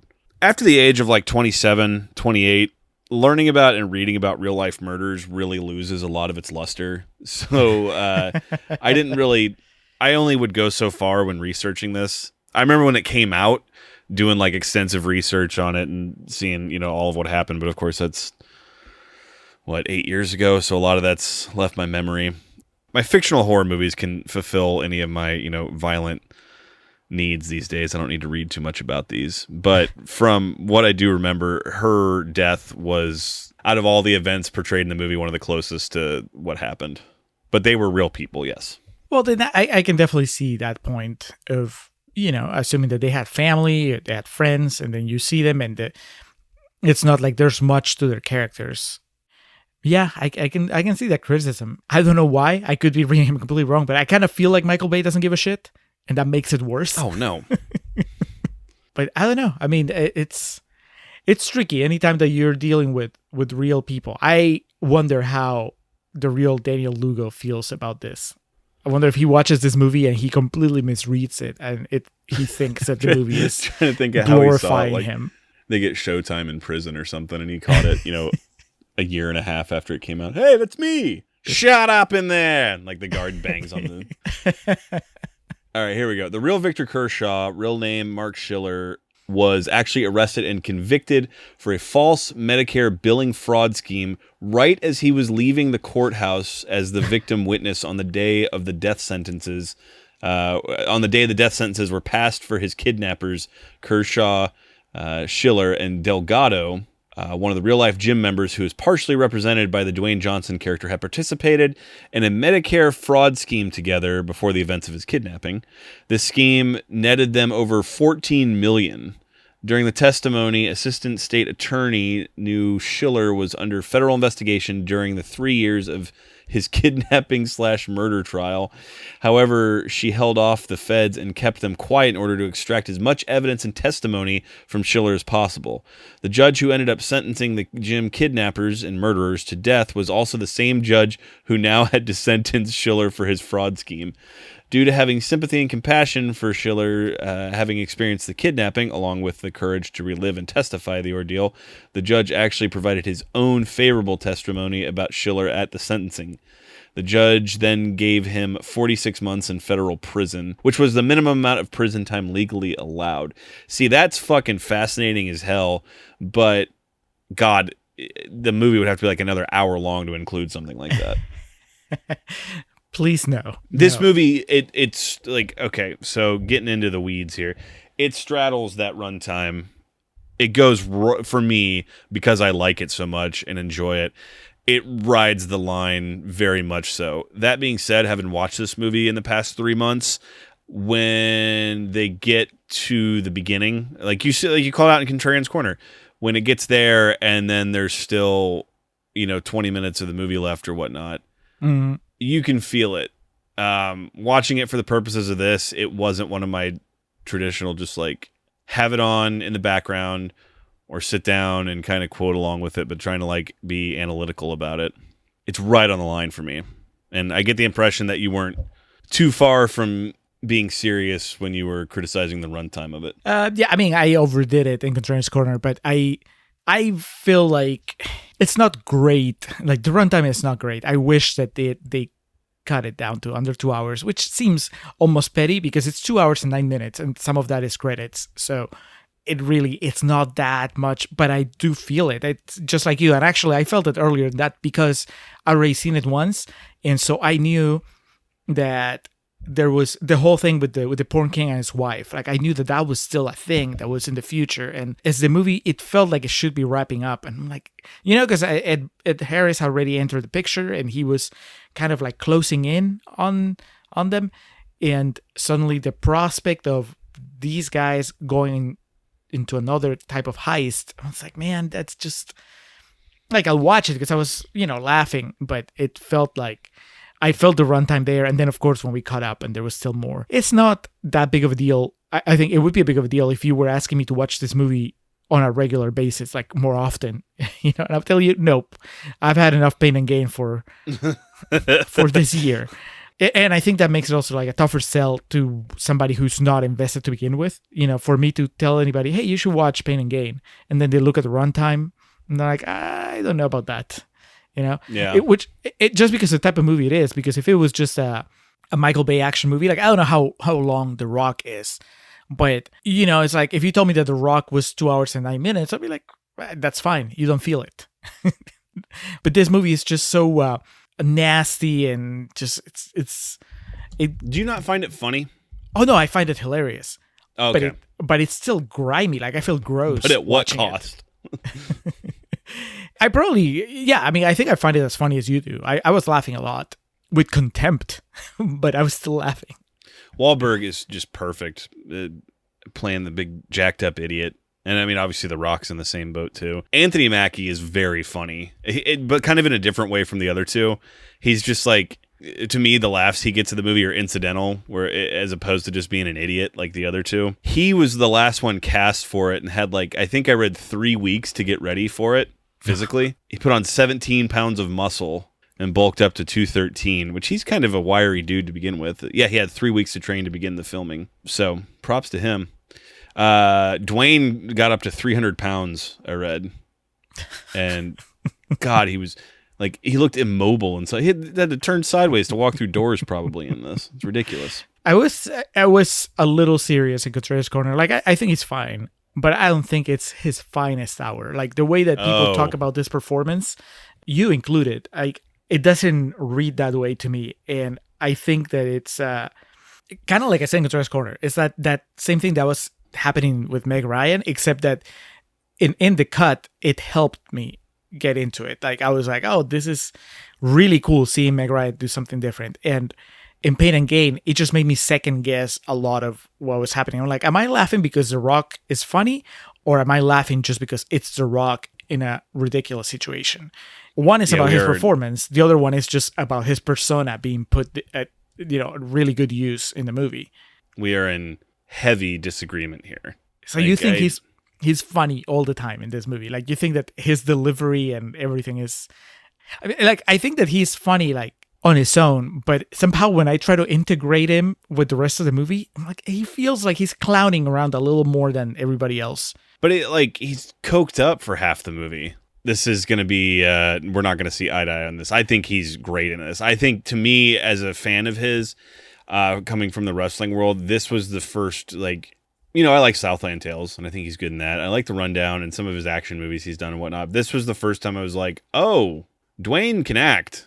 Like, it's not just like Schwarzenegger thing, Schwarzenegger syndrome, where he's just so charismatic and captivating as a human that we're going to go see him in all these dumb action movies. This guy, as Charlie Murphy would say, this cat can ball. I watched this and I was like, holy shit, because he's funny. His, when he starts going, when he's just unraveling towards the end, his delivery in the hotel where he is threatening that guy, he's like, oh yeah, it was here the first time I smashed a man's head in with a baseball bat. That was aluminum. I've switched to wood, so you should get out here. Like, he's just talking to that guy, and he's all fucked up and, clearly just going crazy. It was the first time, I'm still getting towards that with Cena. I haven't had that yet with Cena of being like, oh, okay, this is, and I'll follow Cena to the end of the earth. But I haven't seen him in something yet where I've believed he can hang in a major motion picture with A-list actors, excuse me. And this was that for The Rock. Mark Wahlberg doesn't have the most range. Anthony Mackie's a really good actor. But for what this movie was, when I saw it for the first time with The Rock in it, this is when I became a believer that he really was capable of greatness. It's funny that you bring up that specific scene, because I remember that being one of those line readings that just rang false. And it could be just that the depiction of him, or his depiction of somebody that's fucked up, just doesn't jibe with what I have in my mind when I think of somebody that's just coked out of his mind. Well, as we've discussed in the 7 years we've been doing this, that's one of the trickiest things to pull off in acting, is acting inebriated and being believable while doing it. And so it should be no surprise there's been stuff we've watched where one of us thought they did a good job of it and the other one didn't. So it's a difficult task. Yeah, and I believe I am in the minority here, because I think that this is just a revered performance overall. Would you say it's his best, in your opinion? Probably. I'm trying to think of anything else. I've watched Southland Tales in the last 6 months, so that's pretty fresh in my head. That's a little bit different, though, because that was... we might have even talked about it in an after-hours segment. That's before he really did anything big, and so he just was insane in that movie, just going to a different level that we will never see from him again, because now he's reached a certain level of celebrity. So going down his filmography here, from the perspective of being me thinking he was doing a really good job as an actor, yes. I think he's fucking hilarious in The Other Guys and Get Smart as well. I'm a big fan of his performances in both of those, but this is an all-encompassing performance. You can't give him... I mean, you can obviously give him credit. That dude hasn't... Dwayne Johnson probably hasn't had a bag of Skittles since 1999. And so... But because he comes from the physical background that he does, people aren't going to give him immediate credit for the physical transformation, much like people would talk about Mark Wahlberg in this. He's yoked to the gills. He got to 220 or 230 or something. And I kind of feel bad for him because he's jacked as fuck, but then The Rock shows up and it's just well, there he is. But my point is, from a physical preparation perspective, funny, convincing with his lines. Yeah, this would be, to me, The Rock's best performance. I remember when it came out, a couple reviews I read, obviously more like extremist, dramatic shit. Some people were saying like it should have been a supporting actor awards performance. Like it should have been recognized as such. I don't remember. That was the year Jared Leto dominated everything with Dallas Buyers Club. So for what he did, playing a transgender woman with AIDS, I don't think The Rock with a coke problem is really going to be able to hold up to that. So in hindsight, I don't think we really missed anything. At the same time, yes, I would agree that you're in the minority, because people I've talked to that don't care for this movie. It's that thing of, well, you know, the movie sucks, but The Rock's still really good in it. And he steals the show in a movie that is designed to overwhelm you with everything from music to the individual performances. Like I said, like Peter Stormare and Hankin, and, you know, just these random side characters that have like 1 or 2 scenes max. They're all really weird and creepy for really no explicable reason. So it's this movie that everything in it is designed to steal your attention, except Rob Corddry for some reason. You know, the one most over-the-top verbose comedic actor that they have in it, they make him very reserved. So for The Rock to stand out in a movie where everything stands out, I think that speaks to his performance in this. I can see that. I'm skeptical that everybody that loves this performance loves the performance.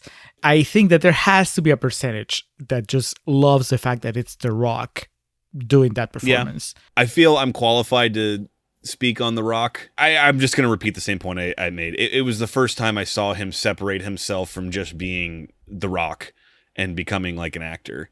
Would you say this was his London? Because from here on, it was just action movies.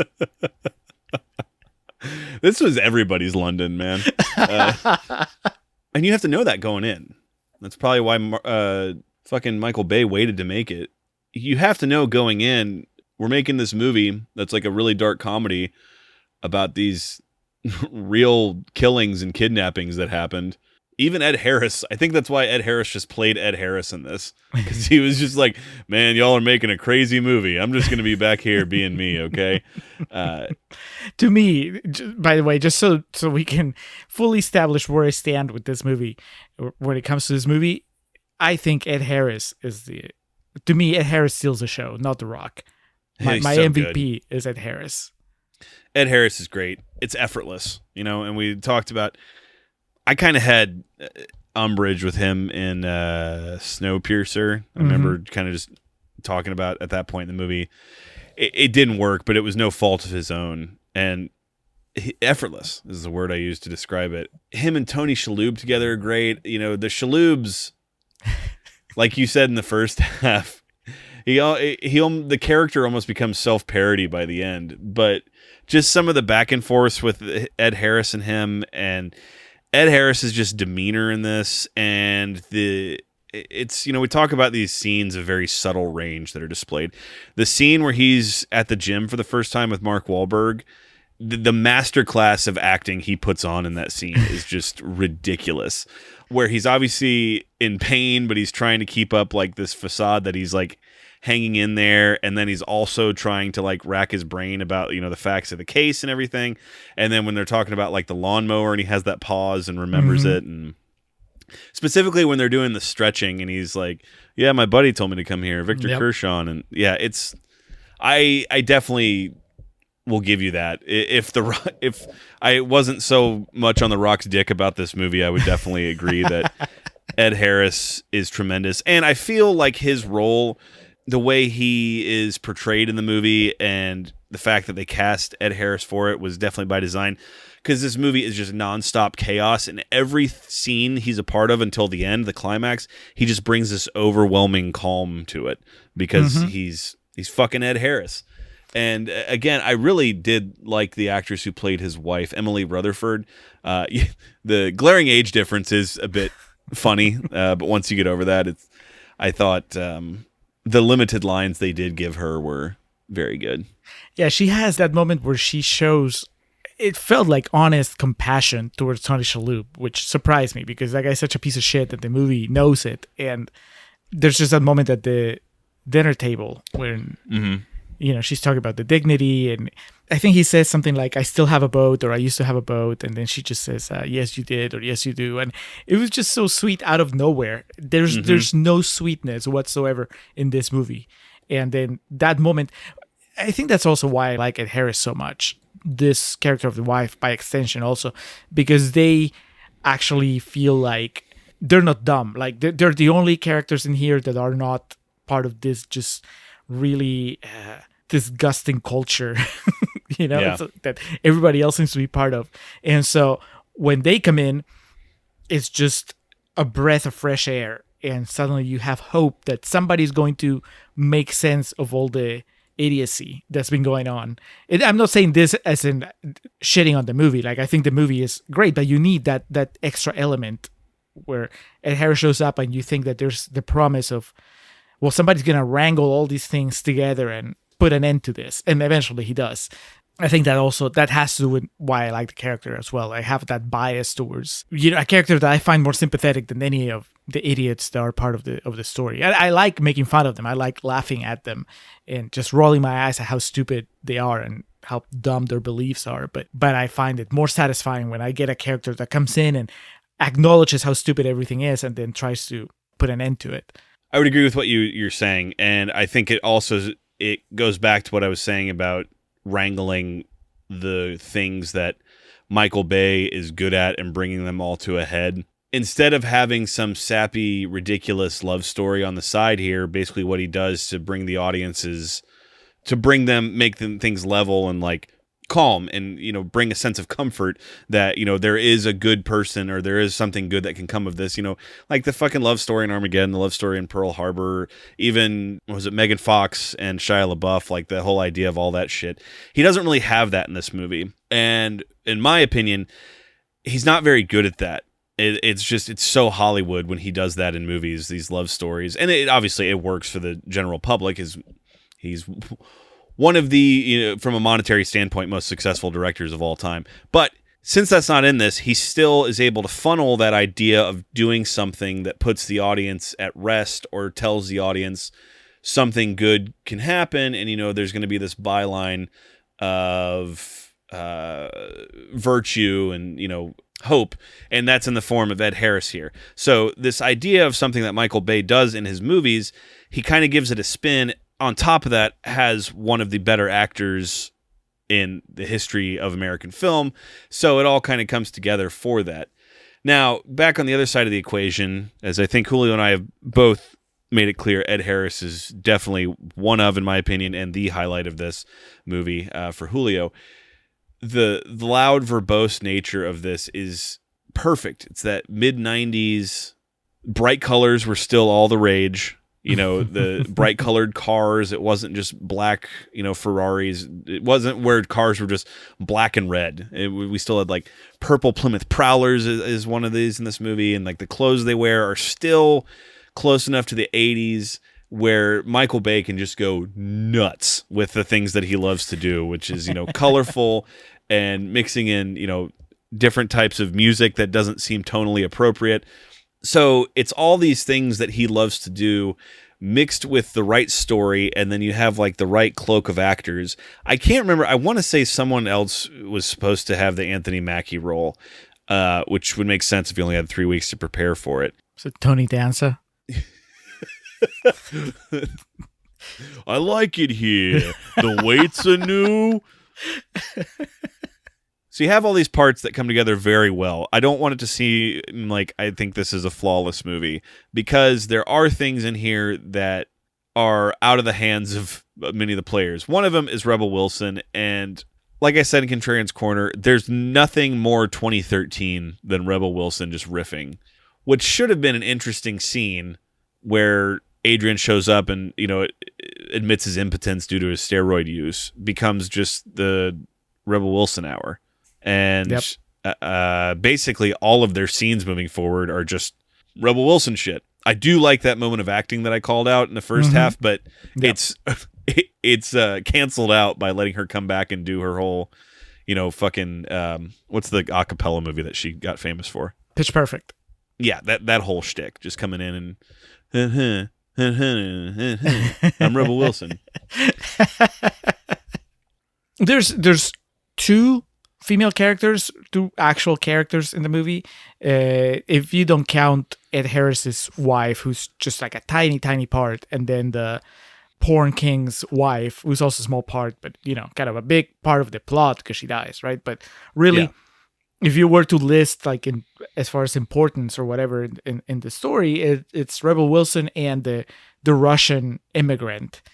They both get their own voiceover and they get a whole bunch of scenes. And I was conflicted. Not super conflicted. I was having a good time watching the movie, but as I was writing notes, especially because I was going to be on the offensive, I was like, this is a really easy criticism, and I think a valid one as far as this entire movie is Michael Bay, of course. There's no surprises in a way, in the sense that everything that happens, you're like, well, yeah, this seems like a Michael Bay movie. This feels like a Michael Bay movie.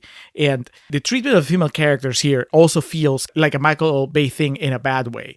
Because I think that you could criticize him throughout his filmography for just using women mostly as props. And, Rebel Wilson is here for, I guess, sort of like comedy relief, but also because the Anthony Mackie character needs to have a wife that eventually gets him in trouble.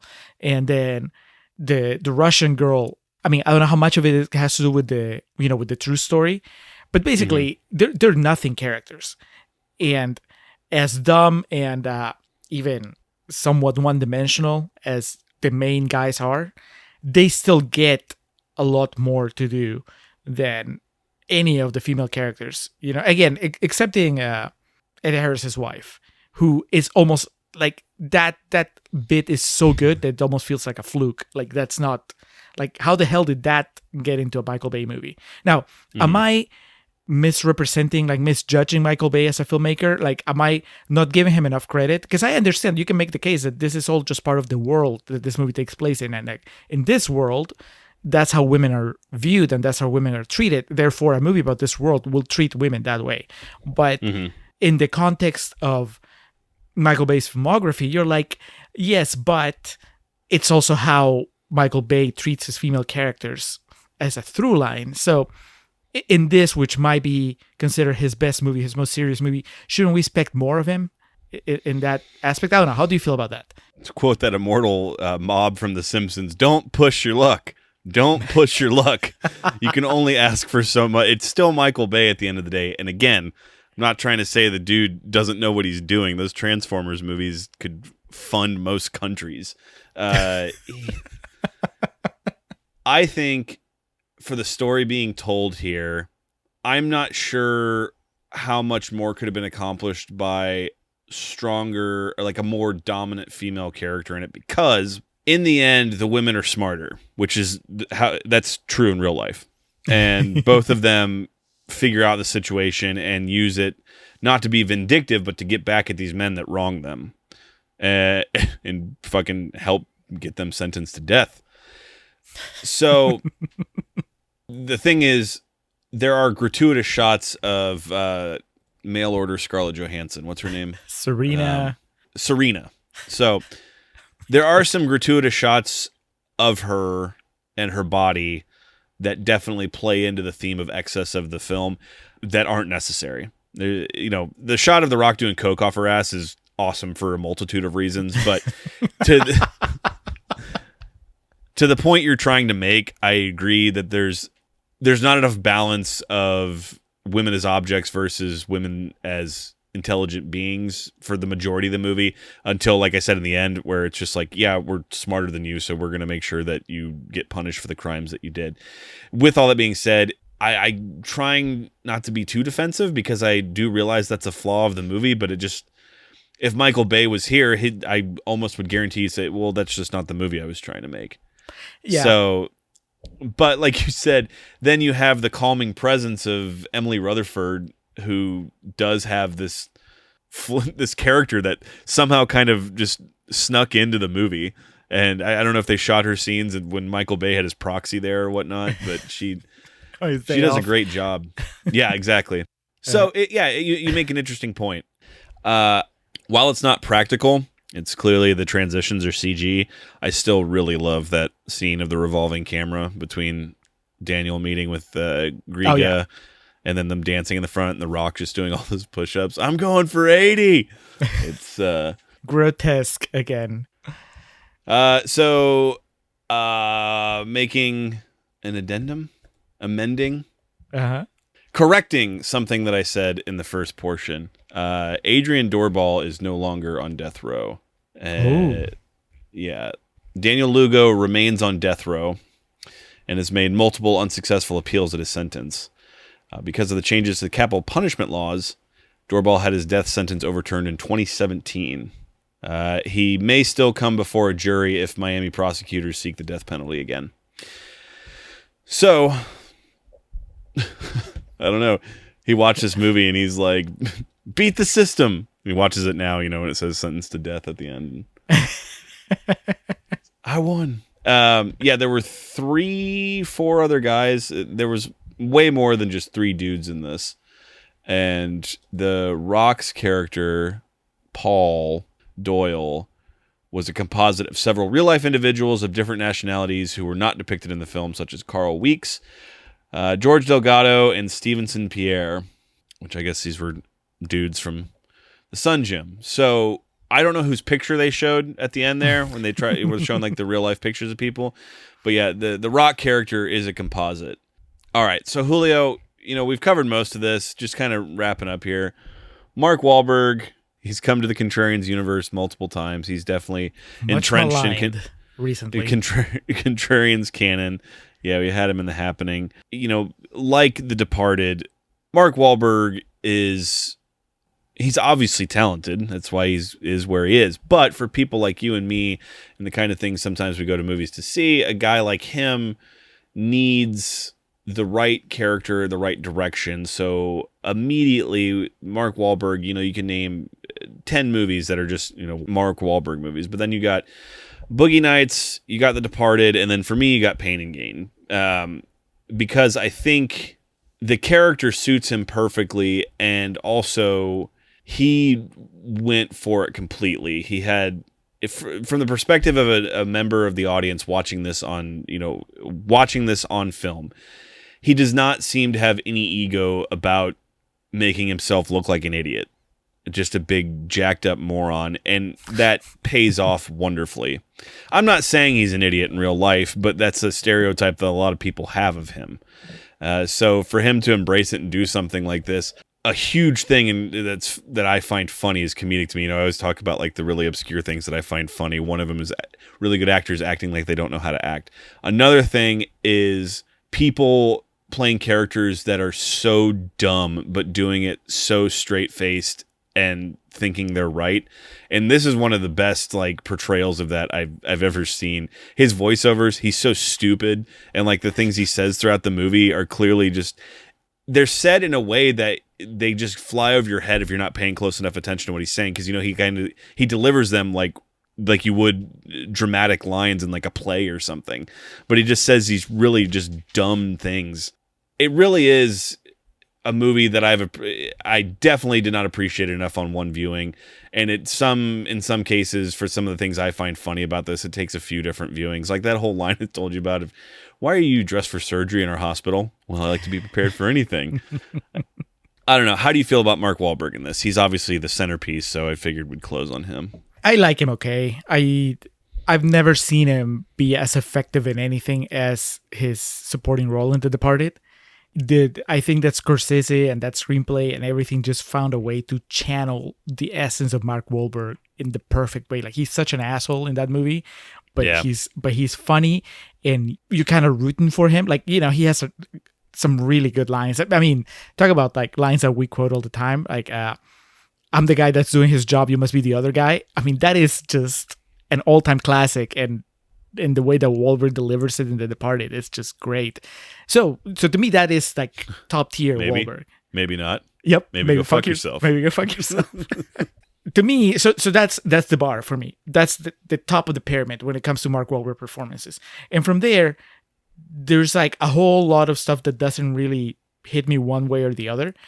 And then there's the horrible stuff like The Happening at the very bottom. Having established those parameters, definitely Pain and Gain is closer to The Departed in the way that it channels that Mark Wahlberg energy. I don't find him captivating as a protagonist, as somebody that I would follow. This movie pulls the trick of like, yeah, he's an idiot and he's bland in his idiocy, but he's surrounded by so much going on, and he finds himself caught up in this out of this world, heist, that I'm okay. I'm watching it because there's just so much going on that it's so good.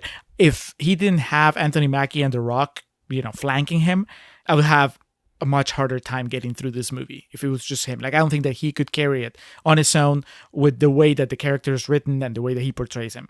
Like, I have my tolerance for like stupidity on screen. It's just, and I know he's acting. I'm not calling Mark Wahlberg the actor is stupid. I'm just saying the character that he plays. But that Wahlberg energy, I mean, the entitlement that he can bring to some of his characters, and just the physicality and that kind of like deer in headlights look that doesn't work at all in The Happening. It works here, like every time that something goes wrong in one of the plans goes awry here in Pain and Gain, and you have that shot of him going like, well, I don't know what to do now. Like, that's great. That's great Mark Wahlberg usage. But I'm not crazy about it in the sense of like, I want more of this. Like, it worked here and it worked because of all the circumstances surrounding it. But that's it. He's no Ed Harris. I just realized I didn't even cover my typical stats, but this was released on April 26th of 2013 with a budget of $26 million for a box office return of $86 million. So it's not in line with what the other things Michael Bay did from a financial perspective. But that, again, it makes sense. It didn't make $500 million like goddamn Pearl Harbor did. But hey, man, like we've said, or I've said, I don't know how you feel about it. Props to Michael Bay for, not necessarily being a Michael Haneke type director, but for finding a period in his career where he could make something that he wanted to and not really give a shit about what the fallout of that was. And part of that is he had billions of dollars of padding that came to him from what he had done up until that point. So in the end, Julio, Michael Bay as a director, do you have any just overall general thoughts about him? He's someone we joke about so much, and to a point of almost just cliche. It's like a Michael Bay movie is something people joke about because he is of the 21st century and the late 90s, but specifically the 21st century, especially with Transformers and whatnot, is the big, loud director that makes these huge blockbusters and clearly doesn't really care what critics think about him. It was at Armageddon. There was something, one of them, he sent a letter to Peter Travers, who like shredded the movie, and he's like, do you know something about it that I don't? Because it made da-da-da amount of money. And he clearly just wants to make big, fun, loud movies for the general audience. And so something like this is definitely an interesting blip on his filmography. But just wrapping it up here, Julio, your thoughts on Michael Bay overall? So my first instinct was to say that Pain and Gain is probably the most, like the closest that Michael Bay's interest and mine will get. Like, that's the intersection. But that's not fair, because that actually makes it sound like I don't enjoy any of his other movies, and that's not true. Like, I think The Rock is great. I like the first Transformers. I don't remember enough about the first Transformers. I know that it wasn't. I didn't care to watch any of the other ones. I don't like the way the robots look. I can't tell what's going on there. I should probably clarify. I like the novelty of the first one. I thought it was a lot of fun and a fun experience going to see in the movie theater. But yeah, I never saw any of the other ones. I think that the bigger and the louder he's gotten, the less I'm interested in watching his movies. Because I watched The Rock, I watched Armageddon. I haven't even watched the Bad Boys movies. Pain and Gain is interesting, and I think it would be interesting even if Michael Bay wasn't attached to it. But the fact that he's attached to it, that he's the man behind it, gave it extra value. And I wish that we saw more of that kind of stuff. I mean, he certainly, I think he has the power in Hollywood to make something like that happen if he wanted to just do something a little more. It doesn't even have to be serious, but something with a little more substance. I don't know that it's going to happen. I mean, if you just go, you can just judge him by his filmography and the things that he's done. And it doesn't seem like he's interested in doing something like this again. I mean, be that as it may, I still like it. And I guess it shows that even a director that you don't have much in common with can surprise you with a one-off. It would be a real tragedy if making this kind of movie is really what Michael Bay would like to be doing, but somehow he's found himself caught in this web of blockbusters that it's like, well, I have a lifestyle to support now, and I can support them making Transformers movies, but not making more pain and gain type of stuff. Kind of get the feeling that he has more control over his destiny than that, though. So I don't know. I would hope so.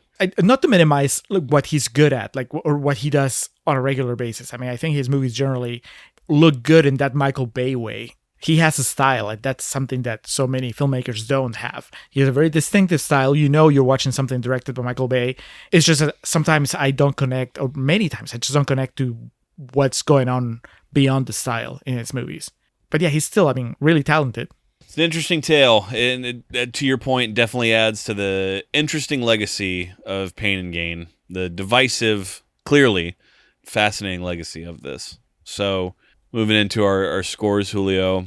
Yeah, I came in here straddling between a B+ and an A-, and I just... I think I'm trying to convince myself into lowering my score just to make some listeners happy, because I know specifically Ryan and Bartek don't care for Pain and Gain, but I gotta stick with my what's the line that Rutherford has?